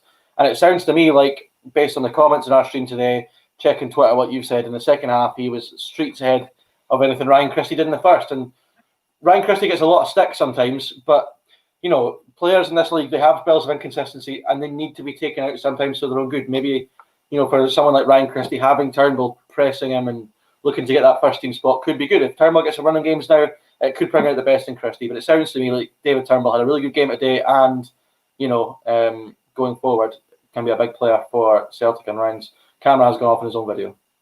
I went off for a second. Stevie was sitting battering on the door. He's went in. I'm like, well, please, just leave. This is going on YouTube. This is going on YouTube, this one. So I've lost my concentration, but you're speaking perfectly on Turnbull there. And I think Turnbull came on today and done brilliantly at fitting in with what worked for us today, and that was passing the ball, dictating the pace. That's why we were so good today. It feels a long time since we have dictated the pace and the tone of the game. Because of rash decisions, because of complacency, and because of just sheer stupidity, we have not been able to do that recently. That's why I didn't feel that confident going into a game against a solid Hibs side. But today, we done it. It was perfect. And Turnbull was a big part of that in the second half. And we've seen it at Motherwell all the time. Like, he's good at that. We know that. He can be the one man on the park that does it all. And that's it. Just him. He's a one-man show. And he'll get better as he gets older and as he plays with better players, which he will be doing regularly at Celtic. So, yeah, good day for him. The best players, huh? The best players. Yeah. Can you review your true colours this week? Okay, second thing we've learned. We'll move on because David's a busy man with busy things and things to do. I'm really not. Near Beaton, a man who I urged Neil Lennon to start after the game on Thursday. I thought on Thursday he was the best player on the park. I thought that what are you doing there, Davidson? Causing a ruckus. Sorry, son. Near Beaton, brilliant. Got vindicated for what I said on Thursday night about him starting again, and today looked so comfortable in that back line. And I think as time goes on, we are seeing why, you know, he doesn't get as much credit as he deserves. What a player. I think that he today was the best defender on the park, just like he was on Thursday. And I want to see him remain in the back line. I want to see him start the next game. And right now, for me, he's one of the first names in the team sheet for that Old Firm game in October the 17th. So I'm looking forward to seeing more of him. Play him again on Thursday, Neil. What's your thoughts on Big Near Beaton? Well, listen, Beaton, he's got this thing. Normally, it's normally at the start of every single season he tends to play most because tends to be injuries. Celtic have been waiting on signings coming in. He seems to get a run at the start of every season. But, you know, Beaton, I remember the first Old Firm game at Ibrox last season, he played at the back and he was absolutely fantastic. And, you know, with a run of games, I think he can be a really good player for Celtic. Best thing about him also is versatility. He can play further forward in midfield if he has to. And I think it was a point in the game where he got forward and had a shot from range. He's got that side to his game as well. So, a good player to have. And, yeah, if he can get a run of games, then he definitely should be in and around that starting 11. Quick shout out to the man himself, the captain, Scott Brown, who today was absolutely superb. It was brilliant. And I don't want to go away without saying that. I thought it was good. It was good to see, you know, Lennon actually take him off for a change. Takes him off when he's playing well. Just quickly on Brown, I had a thought about this actually because, you know, I've certainly been one that's been vocal about how Scott Brown shouldn't play every game for Celtic. There are games you just don't need Scott Brown. Today, for me, is a game that you do need Scott Brown for, and Scott Brown can be really effective, you know. They were playing difficult opposition today who, listen, had chances at times. You know, strong in midfield as they have been so far this season. Hibs they caused Rangers problems last week. So these are the sort of games that you do play Brown in. And for me, it's quite telling that it's probably been his best game of the season. Fantastic. You speak so well, son. And finally, the last thing we learned, and I actually want to turn this one to you, and don't worry, I'm not throwing you under a bus here. It's not like improvised, son. You said it earlier, and I want you to say the exact same thing. We see Lee Griffiths back He's on the bench. I know that the third thing might seem blatantly obvious. So Griffiths is back, right? But I'm going to get David to say what he said earlier. The reason that it's not something else from what happened on the pitch is because I think we've spoke so well about what the teams have done, the team done today, and the players have done today. There's not much else to add to that. I think that we've done our part on the pitch. But off the pitch is very interesting. Griffiths is back. He was on the bench, unused as a substitute. You had an opinion earlier. You were talking about Lennon, Griffiths. What do you make of Griffiths being back? It's basically just repeat what you said. Add to it if you like. Say what you like, Dave. This is your time to shine. I need to remember what I did say. So I think basically, I thought it was quite telling. Obviously, he's on the bench. You said he was warming up. He might be coming on. I think it was quite telling that he gave guys like Sorrow and Klimala minutes ahead of Griffiths. I mean, it seems clear that Neil Lennon's kind of making a point that you're not walking back into this team. He's broken Neil Lennon's trust so many times that. It's I think the days are gone of Griffiths being fit and getting straight back in. He's going to have to absolutely earn it. And so far this season, he hasn't done that. Klimala has worked hard. He's got himself in the team. He's scored a few goals. So I think it was quite telling that Griffiths didn't come on today and Klimala got the chance. So I think we're still quite a long way away from Griffiths being, a regular, first team player. I think it's going to be. I still think it'll be a bit of time before he gets on the park. I don't see why Neil Lennon would erase the work that he's done with Klimala, getting him in a position where he's getting minutes to suddenly bring Griffiths back on. And I'm not saying I don't want Griffiths to come back. I would love to see Griffiths come back and play the way he was before football was stopped in March, because he was on fire. Hat-trick against St Mirren in the last game, brilliant. But, you touched on it. He's broken Lennon's trust that many times that he should not be walking right back into this team. And I think he's not as important to Celtic as he was a year or two ago. No, he's not as important anymore as he was. And that was proven, I think, today in the fact that he didn't feature. It was proven when Celtic were willing to spend £5 million on a new striker. So it's going to be a tough gig for Griffiths. I don't think it's going to be as clean cut as what being back on the bench may have suggested pre-game. And I think you're right about it. But that's it. That's a bit for the three things. Anything you would like to add before I chop off the video part of this and we're back to closing off the live stream? Anything you want to reveal? Really. Oh, it was nice. It was nice. You got a bit of stick in your last video. Last weekend, I didn't get that much stick, which was nice. People seem to enjoy you for a change. Yep, well, just there wasn't the Rangers shouts last week, but we'll see. We'll see how it goes this week. We'll see how it goes this week. Yeah. I mean, you not got any thoughts about the 5-1-1?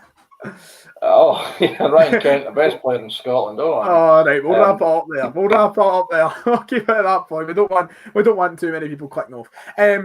Anyway, back to the live stream part of things, and that's about it, isn't it? We've spoken anything you would like to say about this weekend of Scottish football before we go off there and we go and have our dinners and our granny's gardens. Well, it'll be hard for me and my granny's garden, but I can certainly give it a go. Anything you would like to say? No, looking forward to Europe this week though. Couple of difficult games. Celtic's game looks like it'll be one of those where the fans will expect Celtic to probably win comfortably, but it's probably not going to be as straightforward as you'd imagine. And Rangers as well. Galatasaray will be really tricky, but I'm looking forward to seeing how they both do. And yes, the phone didn't ring. I cannot believe it. Not once, mate. No once. Absolutely unreal. I just wanted to stay like that forever till the dawn of time. But we won't need to worry about a ringing phone soon.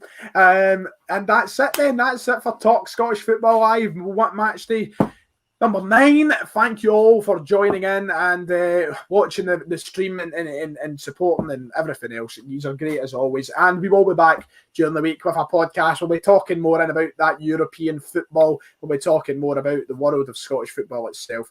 I mean, we're no far away from being able to cover all 4 leagues again. That'll be great. Can't wait, mate. Look at you, with a big cheeser on your face. I'm not far away at all.